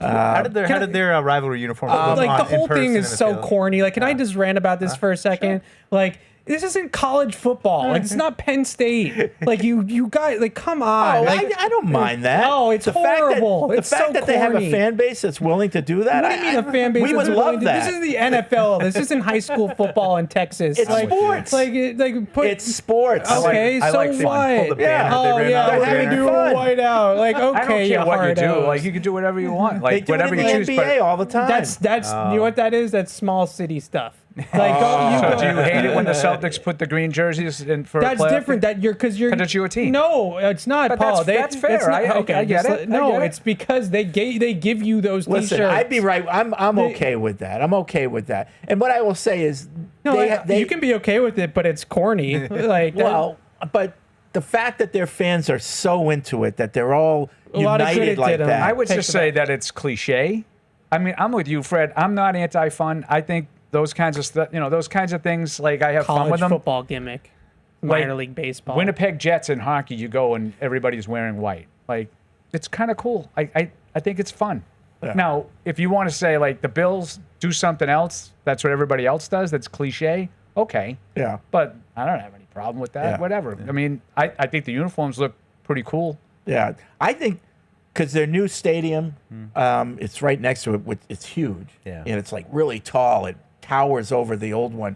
I guess they have PSLs, and they're still selling. Yeah. They're not sold out yet. I wonder if the atmosphere will get hurt a little bit because they're pricing out, the hardcores. I don't know. Just to be clear, I have all the respect in the world for the Mafia. I have friends in the Mafia. I like the Bills Mafia fans. I like their fan base. It's not an anti-fan base thing. You guys are so beyond above things like gimmicky whiteouts. Well, that's what I said. You could say it's cliche. Right? Like, that's all I'm saying. Like, you guys are a very good football team that probably should win the AFC. Well, So yeah. just Not according to the you local were scribes. asking about the Colts. uniforms. Yeah. One thing I will say about their rivalries uniform, it's like a silver on white, so Yeah. the numbers are very, very hard to see. Yeah, were they hard for you in the press Oh, yeah. box? Yeah, because you could see them No, I fine had on binoculars, TV, Paul. which is a big. Yeah. That's a big. So plus. I could see them. Veteran move. Yeah, I had binoculars. But I would say it was not hard on TV, but I could Oh, it wasn't? I could understand having that Oh, problem okay. from the press box. Not a lot of Kind of like when contrast. they had the red numbers that year Yeah, for the Patriots on the blue. It was kind of hard Yeah. to see from the press box. Yeah. Could I just ask you this too, Fred? And you've been going to that stadium for a while now. I know it's a dump. I know that there's all kinds of technology issues, but like, are you happy to see that old stadium kind of go? Or are Yes. you going to miss that No. atmosphere that they No, clearly I'm had? not I'm not happy going to miss about it it. one bit. Fred brings up a great point though about the crowd. And I do think it's you run gonna the risk of translate, that. or is It's it gonna happening get- like at Yankee Stadium. Yeah. It's the best. Price out It's the the- best crowd in the NFL. The I've never old been to Yankee Seattle. Stadium used to be ridiculously loud, and it still gets there, but not the same. Yeah. And there's a lot like those. You ever watch a Yankees game in the regular season? All those seats are empty around because they cost $1 million. Yeah, Like no one can afford them. They still get it for the playoffs and stuff, but sometimes you lose a little of that Yeah, you don't- advantage that right, you you have. don't- And I think Fred might be onto something. If they're going to Pricing try to out the price common out fan. those Yeah. Evans guys, you know, I think what's it's those guys called? I think it's different though. Like to me, this what makes the Bills stadiums so great is that it's very low, and so like the fans are like on top of the field. Yeah. Like it's not one of these like big monstrosity stadiums where you're sitting like on the moon compared to the game. It's one of these stadiums where it's really like a college football stadium. It was it was very similar to the old Foxborough It Stadium. was identical at one and, time. And they had, and the one thing I'll say about it is, I have watched a game from the stands there in Buffalo. It's great sight lines. Yeah. It's a dump. It's not a good stadium. But I understand what Evan's talking about, and you will lose something. Because you're going to have a modern stadium with modern amenities. Yeah. And it's not so the same. I'll tell you the story. My first time at that stadium was 1995, and it's cold out. And if you've never been there as a writer before, you don't know how to get to the press box, Yeah, right. especially from where you get dropped off It's with brutal. the team bus. It's not obvious how to get there. You have to go through the crowds and everything. And so we win the game, and it's like the apocalypse. There's fights in the stands. Like the fans are just pissed off, and I'm with somebody else, and we're trying to make our way back to the buses, and down to where they're doing the press conferences, and we take a wrong turn, and we end up in the stands. So now we're looking down into the end zone, and we have to get over this wall to get into the ramp, and so we're fighting our way, and literally, there's guys punching each other out. And we get down there, and I see a cop, and I'm like, I'm going to go over the wall. And the cop looks at me, goes, okay, there's a door right there. It's like, oh. I will I'll not go through that. As far as covering the game goes, I will not miss that stadium. Yeah. I'll miss it for fans, but the fact that you have to go outside to go back inside, and then you have to go outside through the mafia coming then find out this of little door that's not marked. right? Yeah. And you have to like you're going against the current, like they're coming out and you're trying to go kind of diagonally through, and like there's no other stadium in the NFL where you have to go outside with the fans to go back inside to go to the down to the locker room. It's the only one that's like that. Here, for people that don't know, there's just an elevator that takes you right down to the field level, and you walk through the guts of the stadium down to the locker room. So this one, you have to literally go out into the concourse and walk through the concourse as everybody's trying to leave. And then you put on top of that they just lost a game that they were 7.5 point favorites in, and so now they're pissed that they lost the game. This is the same place. Remember Shane Donaldson? Yeah, I I heard told this my morning. story this morning. So it was a December game. Snow. There's snow and ice everywhere, even on the concourse. And we're, like Evan said, we're walking through the concourse to get back to the press box against the grain. And poor Shane he just got cerebral palsy. So he's, kind of walking like he walks, and he's got his laptop in his arm, and he hits a piece of ice and just goes down. Well, someone kind of knocked them down. Yeah. Too. Like as Evan said, Bumping. you're going against the grain. And the laptop goes flying, it cracks. And he's on the ground, and people are just walking over him. Oh yeah. And he had, I remember, he had his hands as he's, lifting himself up. He's got no gloves on. They're yelling at him, "Where's your gloves, idiot?" Yeah. They're screaming at him.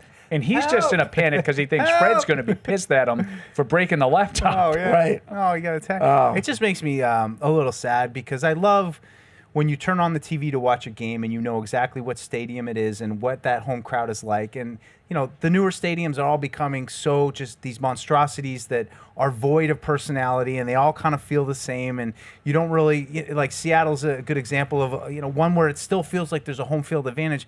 Otherwise, like you're in LA, you don't know if the Rams or the Chargers are playing. You're in New York, you don't have to, they change the colors, but there's just no personality to it. And that's what I love about stadiums. And all you guys are saying, right? You can't continue going with a stadium like that. But it just makes me sad that, it's just going to be another one of these huge things that you're like, there's the Bills. No, you're 100% All right. All right. So we're going to take a break. More calls and emails when we come back. Lots to talk about.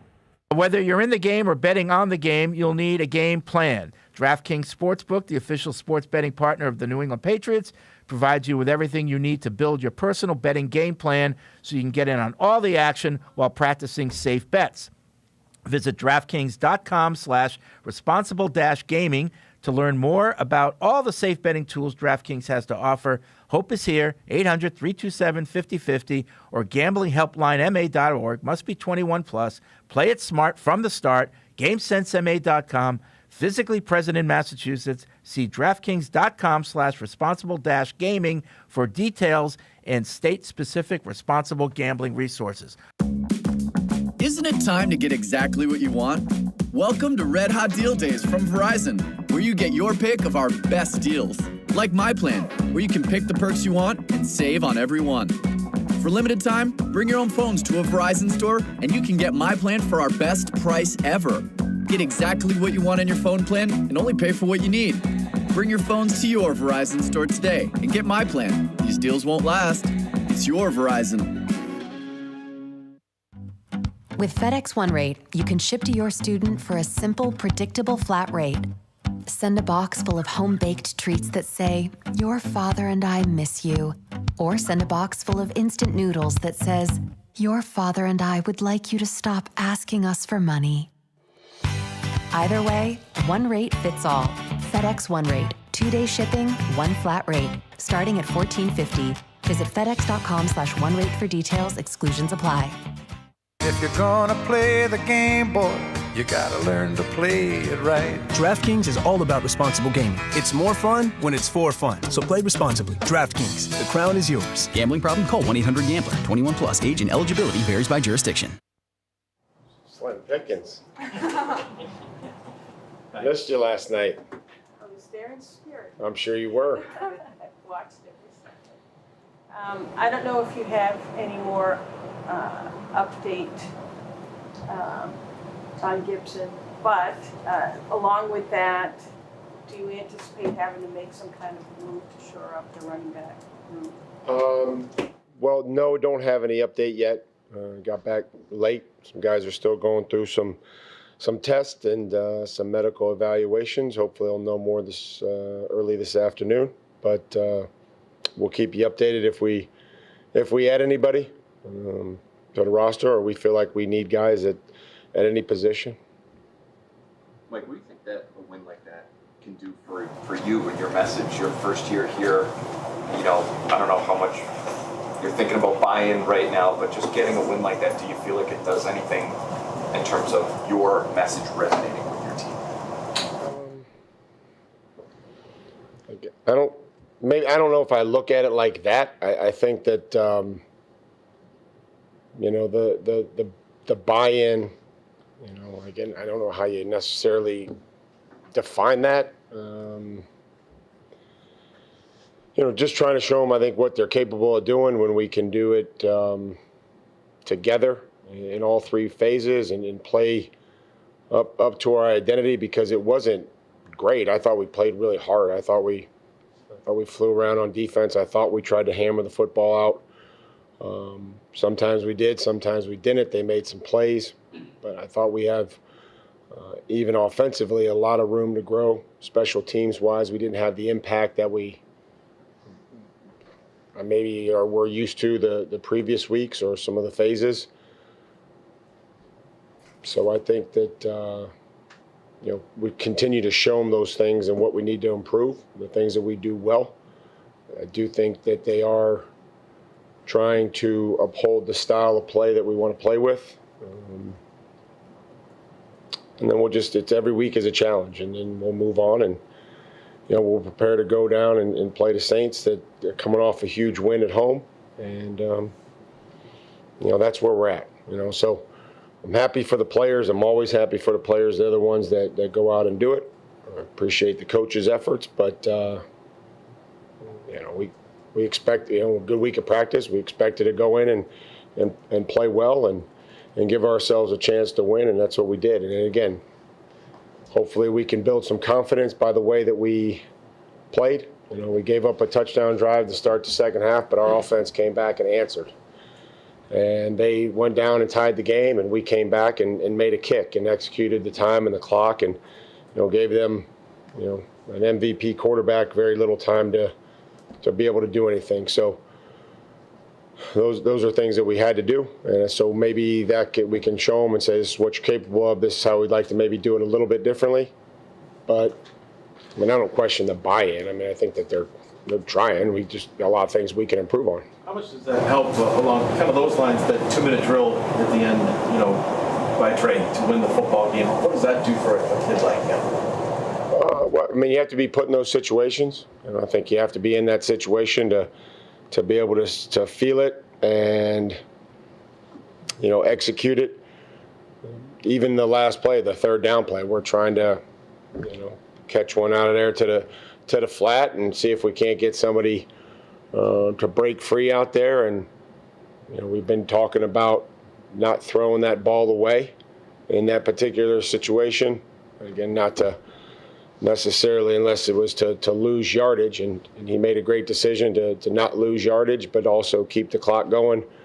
So I think that those situationally is where he's starting to improve.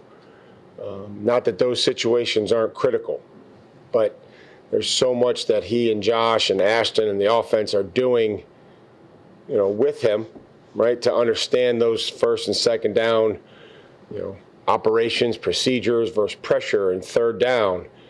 And then it's like, okay, 2 minutes, and by the way, we want to be a good 5-minute football team. We want to, because that means that we're ahead and that we're controlling the ball and the clock and that we're using all the time. But there are certain things that probably are a little lower on the list of priorities. There's a lot more first and second and third down snaps than there are 5-minute snaps, not to make those less important, but we're practicing in them and we're showing them, and he's understanding. And so that was good because when you get into that situation, you're pretty much it's 2 minute, but it's really 5 minute. You're trying to, take care of the clock to the best of your advantage. So there's a lot of things that we can coach from and hopefully have some confidence with. Mike, with the decision at the end of the half to kick the field goal, I'm just kind of curious your thoughts on that one. And I know. I just didn't want to do all that and not come out of there with points. And the way that the first half had gone, I felt like, and not to look at the other side of the coin, but to come out of there tied. I just felt like at least we could say, we were winning the first half, and that we were, in a position to kind of do some things. So, that may change next week or the following week, and just felt like at that point how it was going, just wanted to make sure we came out of there with points and a good feeling going into half. Do you have a plan for those types of situations going into a game like that one? Like you and your staff say to each other, hey, we might have to be aggressive and go for 6. But then did it change just based on the flow of the game? I think at that point in time it did. We plan on trying to be aggressive and not reckless. Those are conversations that Stretch and I have, that we communicate, to Josh and to everybody else. Certain times throughout the game where it's 3rd and 8, and if we get it close enough that it's 4 down, we try to tell them that. And if we don't get any yards or lose yards, then we make a decision to punt. I think that the communication there is going well, trying to be one play ahead. But to Stefan's credit, we trying to coach that when the guy's not playing the football, go back and create contact. Show the official that you're making an attempt to go back to the ball and go through the defender when he's not playing the ball. So would have liked to reward him with a touchdown, wasn't able to do that. But, I think that there's games where you certainly want to be, you feel like you need to be aggressive, especially a team that's averaging close to 34 points a game. When you had the chance to either watch it back or even in real time, what did you see on the pass from Drake made at Diggs where he was like being half not falling over as he got the ball out. Just what did you see on that play? Oh my gosh. We made it was an 8-yard loss to a 12-yard gain.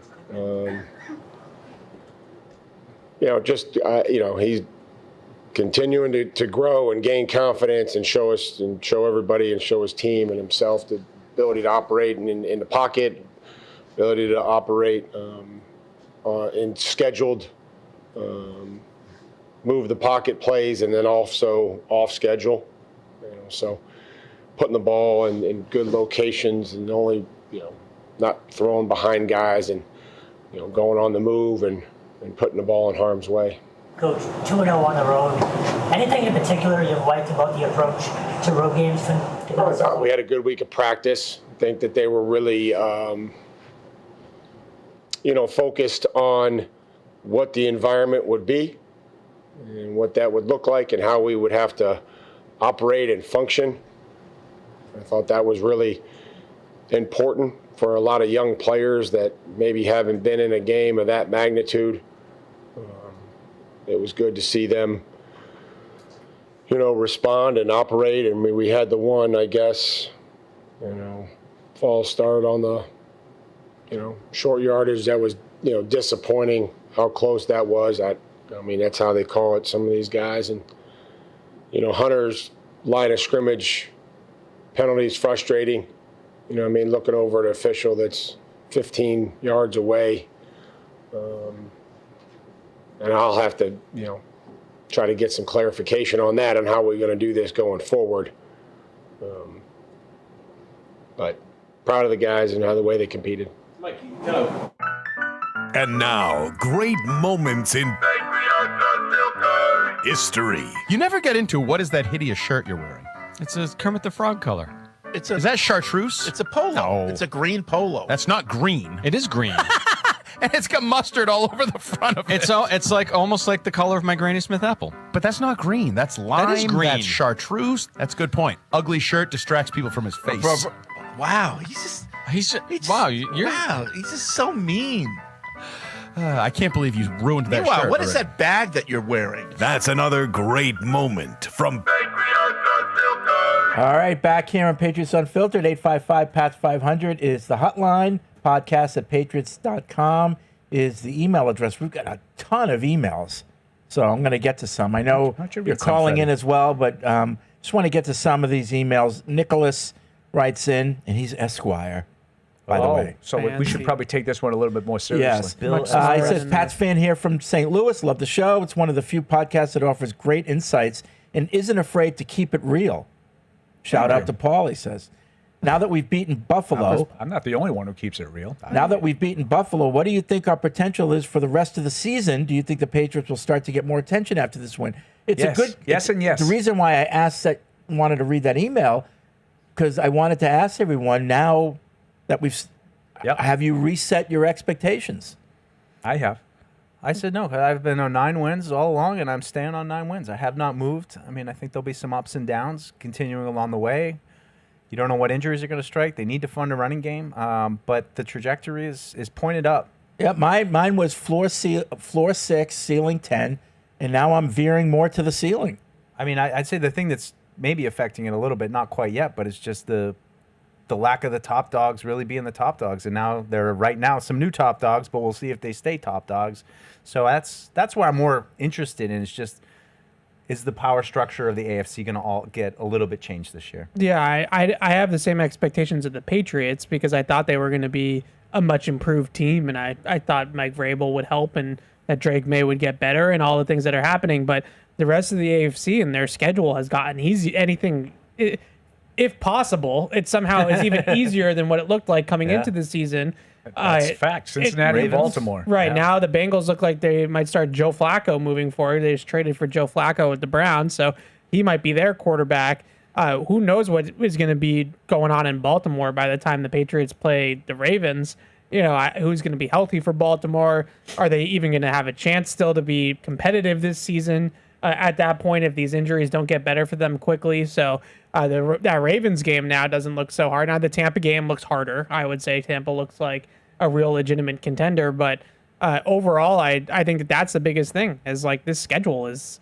Yeah, and I do. My expectations have risen for the Patriots too, and everything Evan said about the AFC is factual. But I did not think that, and I kept my caveat all year was unless Drake May X. Right. I think you've seen Drake May X. Like he's making the year 2 leap right in front of us. He's getting better seemingly every game, and that's the big thing. Like. Washington last year, I don't think was that much better than they were the previous year. But the quarterback lifts everybody. Yep. And in the second half Sunday night, the quarterback helped lift everybody. Yep. And I can't. You can't convince me that the defense doesn't play better because it has belief. Right. In the plays that are being made, but look at the buy-in. For guys like Booty, who's getting 1 or 2 targets every week, but seems to make a play or 2 every week. He's the new David Demario Givens. Demario Douglas, like throwing blocks at 5'8" and getting called out by his head coach 2 weeks in a row for his physicality. Like there's a buy-in, and I think it stems from a belief that they have a quarterback that if they all do their jobs, he'll make sure that he does his, and he's going to help us win. And I do think now I would have thought 8 wins was about the I'm up. I'm almost to the point where I would say that if Mike's 9 ends up happening, I think you might look back at that and say that's a bit of a disappointment. Sure. That means they lost to a couple of teams that you probably don't expect them to. Yeah. So I'm glad you mentioned the pop block because that was on Diggs' 30-yard catch, the one that he broke the tackle and ran after the catch with. If you watch that on the All 22, there's like 4 Patriots sprinting to Buffalo Bills to get blocks for Diggs once he breaks once he breaks Bishop's tackle. They have Booty's blocking his guy. Pop Douglas is shot out of a cannon to try to get in front of Diggs to block the unblocked guy. Austin Hooper converts into a blocker and is blocking down the field on the play. Garrett Bradbury is like 20 yards down the field chasing it from behind. And like that, those types of things, when you see that, like that is like culture. Like when you talk about building a culture and like effort and finish and all the different stupid tropes that Vrabel has, like I know like some of that stuff's like corny and like cliche, but like that is where it comes out. It's not like the rah-rah speeches and all that kind of stuff. It's when you turn the film on and like there's blue hats just flying to the football at all times on offense and defense. Like that's the team that is bought into what they're doing. Yep. Iron sharpens iron. Right. Good job. Michael writes in, remember when Fred was worried that Diggs was being too emotional before the game? I think after a 10 for 146 game, he can be as emotional as he wants. He's the type of player that feeds off that energy and absolutely plays his best when he's playing with emotion. I understand the concerns, especially how he has acted in the past, but he is now an 11-year vet and has definitely grown up quite a bit. My opinion, he was the exact kind of veteran leadership we needed on this team. It's the biggest surprise for me. I mean, Fred. Well, listen, he can blah me if he. My point was, what if he didn't get those targets? Yeah, that was my thing. Is he's all worked right up, and if it doesn't work out, you continue on because I would definitely co-sign on your thoughts. It's great that he showed up and showed out. So great, but. I stand by what I said. Last Wednesday in the locker room, there was just something, a little fire in his eye that you could kind of sense that he was looking at this game different. And I don't know what Stephon Diggs was like early in his career. I don't know what kind of guy or leader he was within the locker room. I wasn't there to see it, but I wasn't expecting him to be such a force on this team that everybody seems to really be rallying around. And I think the wide receiver room needed this leadership. They needed this kind of guy who can also back it up with the talent on the field. And, I think that's part of what's keeping guys like Booty in line or, allowing them to stay patient. I mean, I said to Paul, Evan, like Mac Hollins, he has no problem running like 60 go routes a game and just clearing out. Like he's not really getting targeted at all, but he's the kind of guy that Josh knows that you're going to block and you're going to run down the field today and you might not have a catch. And I think Mac, so I think that room has a good dynamic last year and it's completely changed from what it was last year when they were just up and down and immature. And Diggs has been really good in the leadership role. I'm still a little skeptical of how long term, if that will continue, but they've gotten everything they could have possibly wanted out of him on and off the field. Yeah, and it's 200-yard games in a row.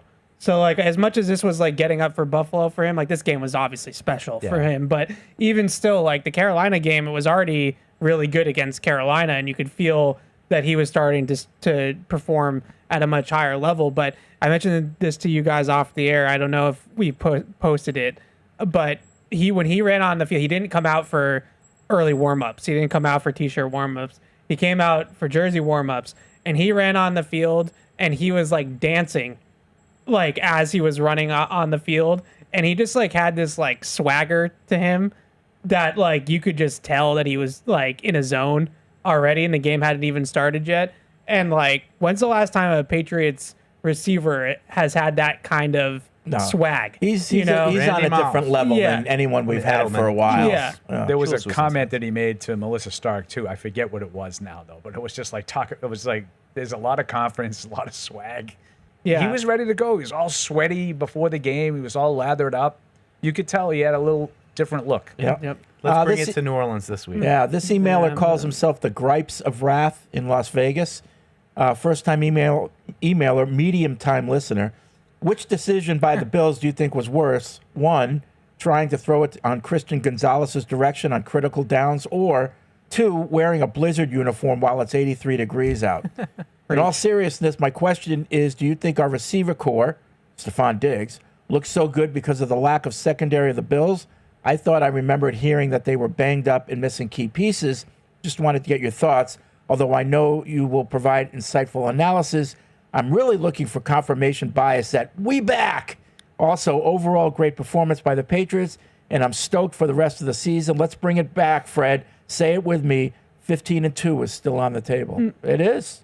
Their defense does have some injuries, not so much in the secondary. You know, they didn't have Oliver in this game, and Matt Milano was in and out of the game, and I don't think he really played in the second half. Yeah, his absence was noted in the second half, but that's... Yeah. I thought they got beat by... I actually think the Bills' defense played pretty well. I think they got beat by just superior individual performances by the quarterback and the number one wide receiver. Yeah. I don't know what do you do different if you're like on the sideline with Stephon Diggs on that play? I mean, and I would say pick any of one of 3 or 4 plays. Yeah. You know, maybe they could have tackled him better at times in the course of the field, but those toe taps on the sideline, it's not like he was wide open and easily caught he had like tiny window that Drake threw it through. And then unbelievable hands catches while getting your feet down. That one that with anticipation on the broken play down toward the sideline, that wasn't bad coverage. Yeah, no. And that's he had like a tiny window to throw that. How many times did we see that, the shoes on the other foot, when it was Josh Allen throwing those passes to Stephon Diggs, and you're like, it's 3rd and 8, and you're like, and it's just an absolute pinpoint. He taps his toes and first down. I mean, it was nice to be on this side. Yeah, I actually, because I don't think a whole lot of the Buffalo defense, and we talked to a guy from the Buffalo News, Jay Skursky, before the game. I said, is the run defense as bad as the numbers look, or is it? No. He goes, no, they struggle to stop the run. It's not deceptive. They have a hard time, and I thought they did a pretty good job against the run. And then you're looking, and they blitzed at times. They just got pressure with 4 at times. Like, I just thought they flushed Drake out of the pocket. They made him make some quick throws. I thought guys were in the area. I didn't see a lot of just like blown coverages. I just saw Drake May and Stephon Diggs be better than the guys that were out there. I think that's what's most encouraging about it, is that there wasn't like any of the like Bills beating themselves things, and they do a really good job of disguising. They were spinning the dial like crazy on him, going 1 high, 2 high pictures, and they were really trying to confuse him, and he read it out. Like he saw all their different disguises are dropping safeties from like the 1st and 2nd level into the deep halves and things like that. And he's seeing it, processing it cleanly. The throws, throw to Henry right up the seam. He sees, thinks he has one-on-one on the outside, and they spin it into 2 high, and he comes right off of it and goes right into the middle of the field to the open part of the zone. And like, they're just different things that they were doing that they were just executing at a higher level than the Bills defense. All right, Dan in Poughkeepsie. What's up, Dan? Hey, guys, you hear me okay? Hey. Yep. All right, so I really wanted to gush and ask about one specific play. It was the first play on the game-winning drive by Drake May. Obviously the best play I've ever seen the kid make. But Evan, do you know the play I'm talking about? Yep. Okay. Do you have any running theories on what Josh was cooking up on that play? Like I saw Will Campbell go to the other side. Do you have any running theories? I was just curious. It's counter bash, baby. Yeah, it's counter bash, and they did not bash. It's an option play. Yeah, they thank you, Fred. Yeah, it's an option play, as I way over explained it last week. Yeah, option play, and they just didn't block it very well, and Bills just had it's interesting. Like these are little things, and Drake May said that he was looking at the stills when Borregales was kicking the field goal, partially because he didn't want to watch, but he also said that he messed something up in the running game. And I do think there are, I don't know. I'm not in the meeting rooms. I can't tell you exactly how they're telling him to coach things. But there are times where they run, in the run game specifically, where they're running a play. And I'm like, yeah, that play is not going to work against that front. And they don't get out of the play. And I thought that was one of those times because the Bills had a 3 technique over inside the B gap over the guard and the tackle that were pulling. And Bradbury has to get all the way from center, snap the ball, and get all the way out to the 3 technique and block the 3 technique. And I just don't think that you're going to be able to do that. Like that 3 tech is just going to fly right up the field exactly like he did, and he was on top of Drake. So I think that was one of those plays where they probably would have liked that to, as they say, reload. Yeah, and get out of that one. Yeah. Thanks, Dan. Let's go to Chicago. Nate's there. What's up, Nate? Nate in Chicago. Nate. Okay, Nate is late. Let's go to Brian in Lowell. What's up, Brian? Brian in Lowell. Going 3 once, twice, 3 times. You're out. Okay, back to the emails. The lines are open up if you want to call in. Let's go. Sam in St. Catharines. Obviously on cloud 9 after the win. But is it crazy to think we could sweep the AFC East? Ooh, 6-0. Jets are awful. Dolphins we get at the end of the year at home, which they'll be packed up and can't play in the cold. The only toss-up is Buffalo, who we get at home coming off our bye. This is unbelievable. So I was looking at the Week 15 slate. Oh, yeah? Flex? The flex is in play. Flex is in play? It's in play. I think that the one of the primetime games is like Steelers against. It's not a good game on paper anymore. And if that's like low key for the AFC East, like is there a chance that gets flexed into primetime? Hat and T-shirt game. Ooh. Well, I mean, I don't think they're going to clinch the AFC East in Week 15. Yeah, but I mean, these kinds of things are in play. When you go to Buffalo and beat the Bills, these kinds of emails are not out of the question. Well, speaking yes, of, they could go 6-0 in the division. Speaking of flexing, next week's game was originally a 425 game, and it got moved to 1. Do you think they're regretting that? No. New Orleans blows. No. But they're playing better. Like, I don't know why you think they're playing better. They're terrible. They're pretty bad. I mean, you're just trying to, like, pump up the Patriots? Because I'm on board with that. Are you trying to help Mike? Their games have been competitive. You know, they play bad teams. Right. And they really haven't, like, they lost like 48-3 to Seattle. Like, I don't really That was think early. That was like week Okay, well, the last game they played, the other team turned it over 5 times in a row and they won. Yeah, like that's a the good Giants. Can I? They're terrible. They're a terrible team too. Oh, by the way, we'll see them soon. I know. Can I On just a ask Monday a question night. of the panel though? Could this running game be the fatal flaw that kind of forces the Patriots to struggle a little bit on offense going forward? Like, is the running game important enough? They've been hit with injuries. We're not sure what's going on with Ramondre. Trayvion's still dependent. I mean, right now it seems like you're asking a lot of Drake May to single-handedly lead this team through the next 12 games of the season. I was going to wait till later in the week. I would say I understand Evan's point about, like, the thing that excites me the most, and I would agree with him. That's the thing that excited me the most. Like, May and Diggs doing all these plays and making, like, because you're good enough to do it. You're showing you that you're good enough to do it, but it's also the thing that worries me the most. Because I don't think that you're going to complete all those passes on a regular basis. But we've seen them do the other thing against the Carolinas and the Miamis and the Pittsburghs of the world where they can scheme it up and they can get guys open, you know, and not have to have Drake May roll out to his right and throw 30 So let me bombs. just, like, you know, Buffalo we know is good. But let's just say, like, let's go to, like, Cleveland. Yeah. Cleveland's got a pretty good defense. And I know it's really hard to win that way with just a great defense and you're going to win 13-10. But that's how they want to try to play. Like, I could see Myles Garrett making Drake May consistently have to run to the right sideline all day. I could absolutely see that happening. I also know that we can get to the game plan in 3 weeks. Josh McDaniels and those guys will have a game plan specifically for Myles Garrett. We know that. But I could understand sometimes their guy is just better. You know, that's a hard way. Big Willie. That's a hard way to win. That's a hard way to win the way that they won the other night. Like, that was like some high-level stuff with May and Diggs. And I keep saying both because I don't think just any receiver makes those catches. Yeah. That Diggs he made at least 3 or 4 catches that I don't think anybody else on the Patriots would have made. Making the catch and then making that guy on him miss. No, I'm talking about the ones on the sidelines. Yeah. The ones in the field of play were Guy on him. Yeah.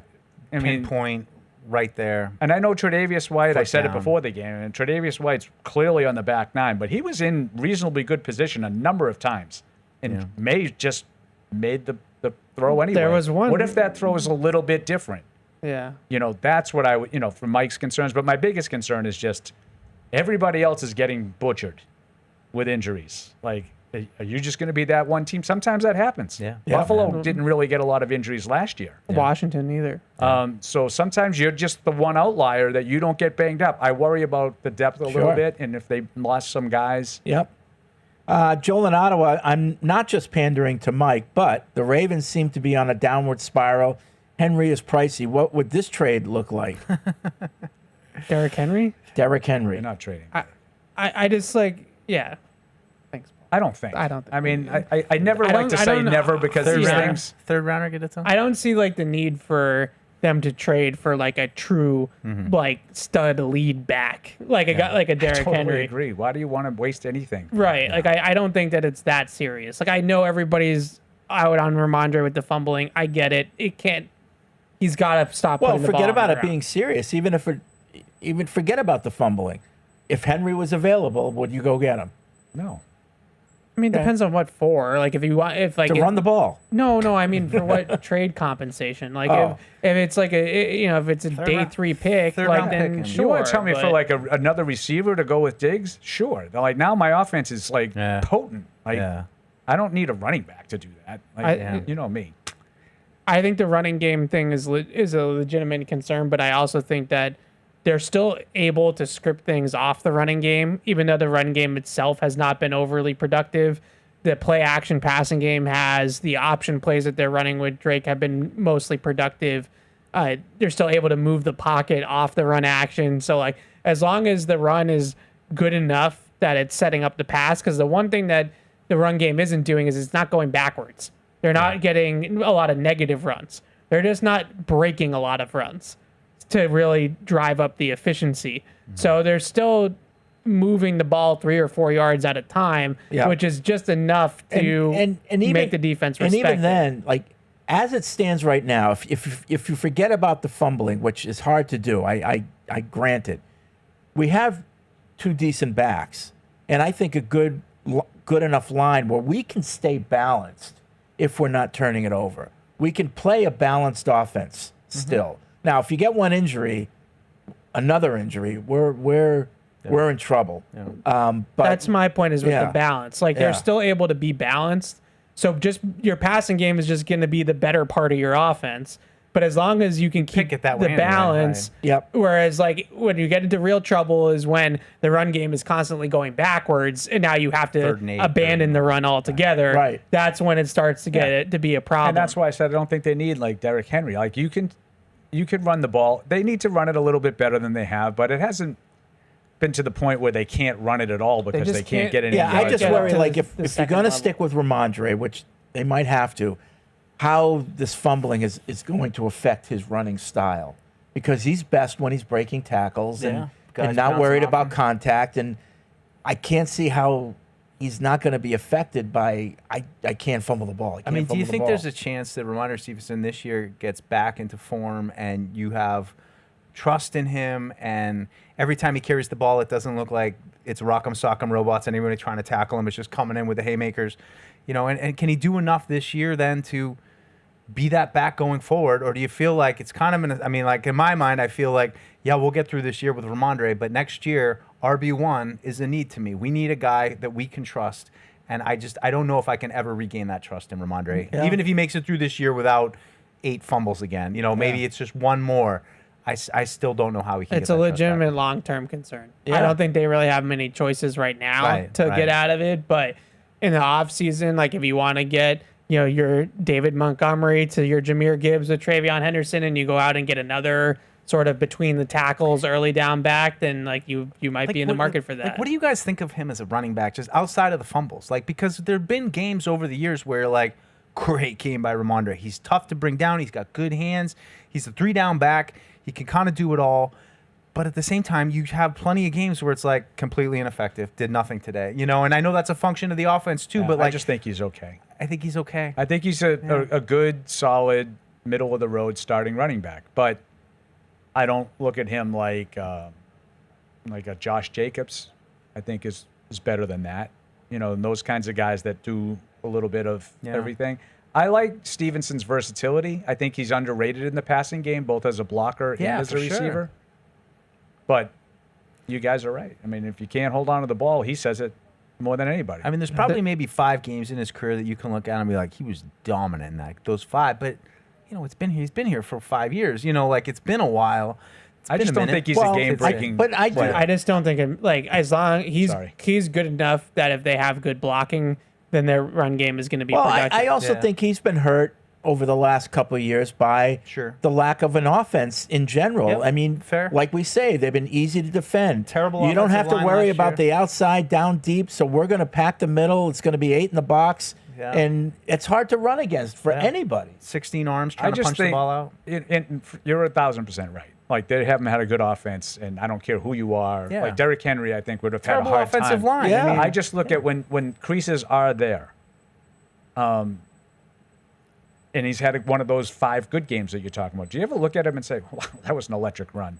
I don't think he has that. No, maybe like that I think preseason Evan, game he scored in as a rookie. I think Evan pointed out Carolina. He had like a long run against Carolina, and he like got tackled. And as he got tackled, you went, oh.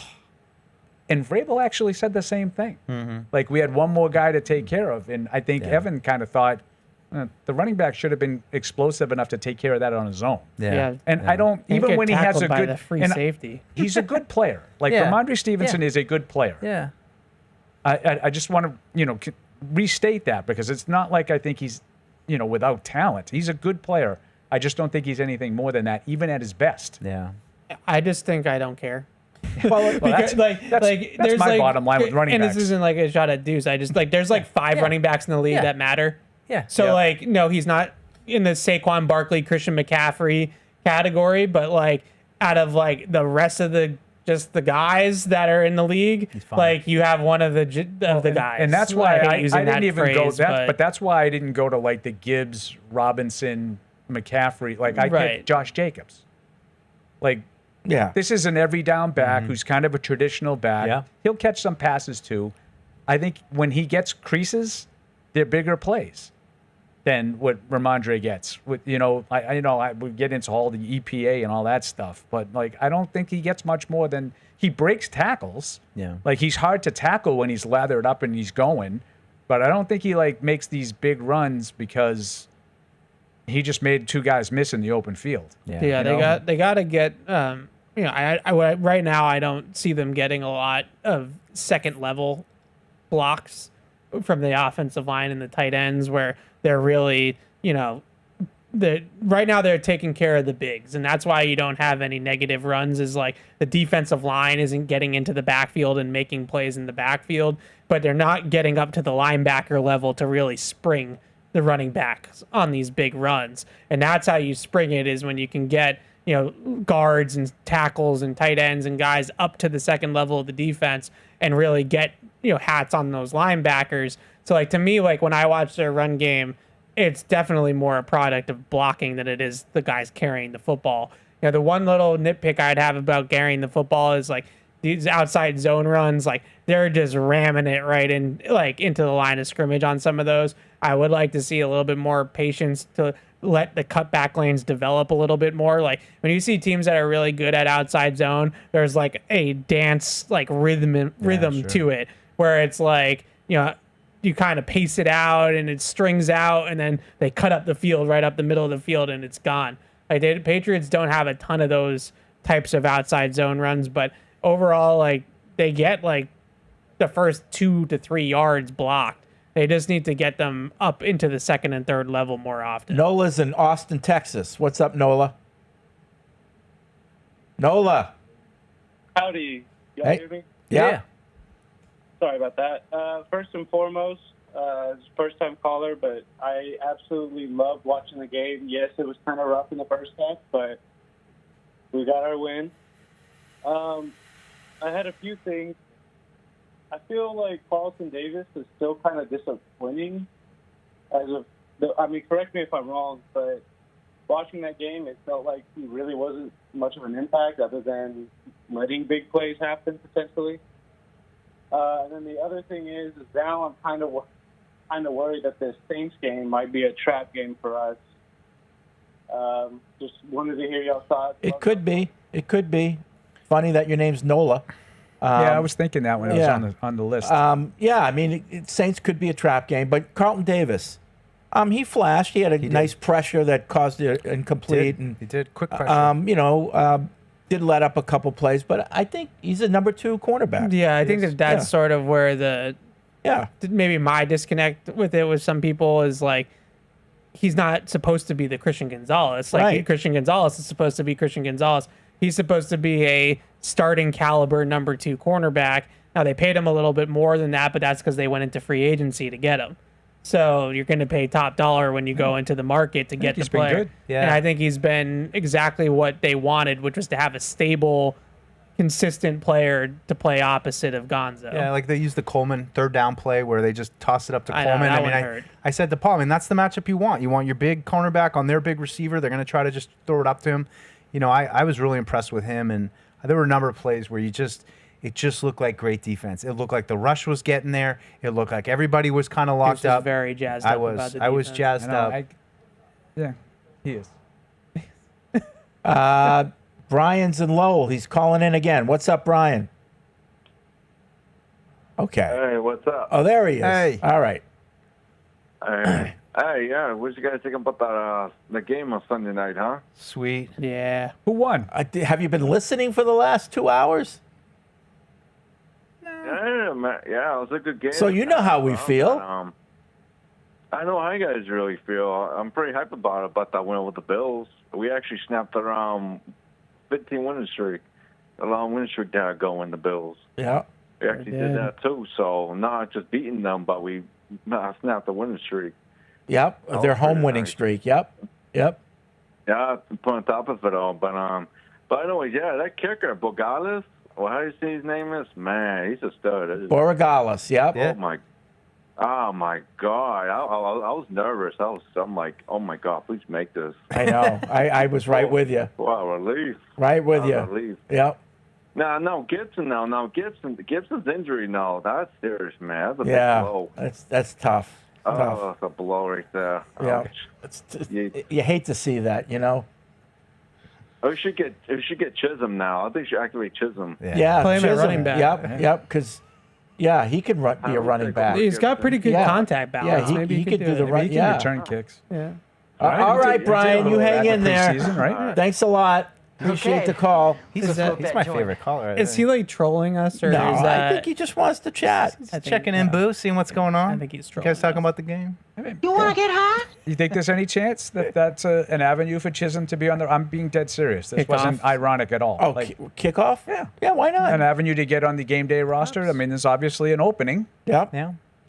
Put him next to Henderson. I think he did a little of that. I know he returned punts. Did he do any kicks too? I don't remember him doing kicks. He doesn't really have the straight line speed. No, I remember. I was thinking about Isaiah Bolden. I mean, long gone now, but he was one guy that I know was in the mix with Zay. I also wonder if now this would be two rookies back there, but do you think about Kyle Williams going back there, who has practiced kickoffs quite a bit? And now those are probably your two fastest players. Right. Now you're not adding a roster spot. Yeah. Right. I just want, and I maybe not, but like Kyle Williams already is like, had a smaller role on offense, and this might be another way to get his speed to impact the game in some way, shape, or form. He's another one that I noticed on Sunday night. There was a little quick screen to Douglas, and he's out in front blocking someone. I think it was Taron Johnson that was blocking. But I'm using it as speed, like the whole buy-in thing. Yeah, it's effort, baby. Mike tried to downplay that on Monday when he was asked so what does a win like that do for the buy-in? Like I think he kind of already felt like he had that. So, but I do think there's a lot of evidence that the players are playing at a different level. Not so much how well they're playing, but with different levels of intensity and commitment and the finish that we talk about all the time. That kind of stuff. Kyle Williams is apparent. Kyle Williams gets open. Yeah. He gets open on the film. It's not finding him right now, and I'm not saying that they secretly have this 150-yard receiver that they're just hiding, but he ran probably about 10 routes in this game, and he was open on a handful of them. Runs good vertical routes. I'm just waiting for him to hit one of those go balls. That's coming. It'd be great to see Drake just develop. I mean, you clearly see Drake has confidence in throwing a Hunter Henry and throwing a Stephon Diggs right now. And the other guys, I think it's a little bit still hit or miss. But I think one of those throws, I think Hunter Henry had 2 catches. I think it was the second one. It's 20 yards down the field. That strike he threw just unbelievable. The trust is there. I'm going to throw it to him. There's a lot of guys down there, but he comes up with it. Yeah. Same thing with Diggs. Can Kyle Williams emerge over the course of the season? So going into next year, you feel like he's going to have a bigger role. Yeah. Joe's in Pennsylvania. Hey, Joe. Hey, guys. Hey, thanks for taking my call. Hey, Joe. And first comment before my question, but just about Butte, when he made that catch and he extended out for that first down. Oh, that's a good one too. What a stud play! It was a great play. Yep. How often do we say, why didn't he just reach out? It's granted you don't want to reach out in traffic, but on those sideline catches like that, and Butte right around that 4 or 5 catch mark per game. I think that is a great number for him, especially when there's 20 some completions. Yep. Yeah, he hasn't really been that though. He hasn't caught 5 in a game since the first game, right? Yeah, I know. He only had 3, but I think right around that, I'd say that 4 to 5 mark would be great for him. But I think Paul said it earlier. It seems like every catch he does make is a really meaningful catch. Right. Showing awareness, good hands. He had those 2 catches that we're talking about. One, he reaches out for a first down, and then the one on the sideline in the game-winning drive. I would just say, thanks, Joe. Careful on the one he reaches out on, because and Evan might be able to speak to this better than me, but Collinsworth mentioned at the time. Mike and I immediately thought it. Did he run a bad route and be short of the sticks there? I think there's probably an argument to be made on third. You got to get to the sticks. Maybe, yeah. And then I don't think coaches universally do not like that reaching out thing. I know. It worked. Mike Vrabel was not happy with Hunter Henry 2 weeks ago on his touchdown down the sideline, that funky throw from May. Mm-hmm. He kind of was very casually with the ball down as he's going into the end zone. You don't know if there's someone there to do a Kyle Duggar on that jack wagon from the Bengals last year that was starting to celebrate as he's going in, and Kyle Duggar knocked the ball out. Yeah. Ball security is important, and reaching out, I don't care if you're on the sideline. You never saw a ball just get knocked out of a guy's hand, just sit there on the sideline? That's not, they don't like that. Yeah. So, by the way, every time I see that, I don't like it either. Yeah. It's worse doing it to reach it into the goal line, in my opinion, because then you get the fumble touchback thing, and last night Trevor Lawrence trying to do the Drew Brees sneak, and he goes over. But that's okay on 4th down, because you lose the ball, as long as it doesn't get returned for a touchdown or something like that. That's not so okay, but they recovered on the 3-yard line and it was their ball anyway. Yeah, but it happened again this week. The kid in Arizona, DeMercado. It's I don't understand how these guys still are fumbling the ball, dropping the ball, celebrating before they get into the end zone. I kind of thought Mahomes was kind of close last night. He ran one in on an option play. Yeah, I agree. And I looked at it and I was Casual. it was pretty. That was he was maybe a step or 2 into the end zone, but can I just say something about the one for Arizona? I don't know if did you guys see this at all? I saw the Gannon reaction to it on the sideline. No, I know that was not good. Yeah. I've seen it a few times. I have not seen sort of the pylon cam down the sideline. I got to tell you, watching it over and over again, I'm not excusing it because it just never will.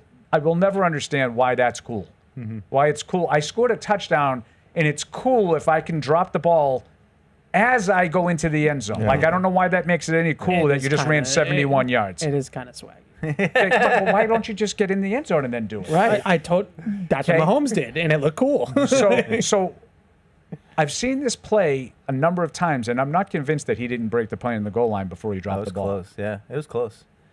I think that they're really being picky with them, like to try to like prove a point. Like he reaches out like this, and for all the world, it looks to me like that's breaking the play into the goal line. Then he lets it go. It looked like and it. I think that they're deeming this as losing control of the ball. And I don't think he lost control of the ball until he actually crossed the goal line. Now, if someone has a video that I haven't seen, then I'm wrong. The ones that I have seen, it looks to me like he broke the plane. Yeah. Eldred's in North Carolina. Hey, Eldred. Yeah. Hey, caused that how 3-car y'all accident. Well, ain't nobody in front of me, so that's why I did. Okay.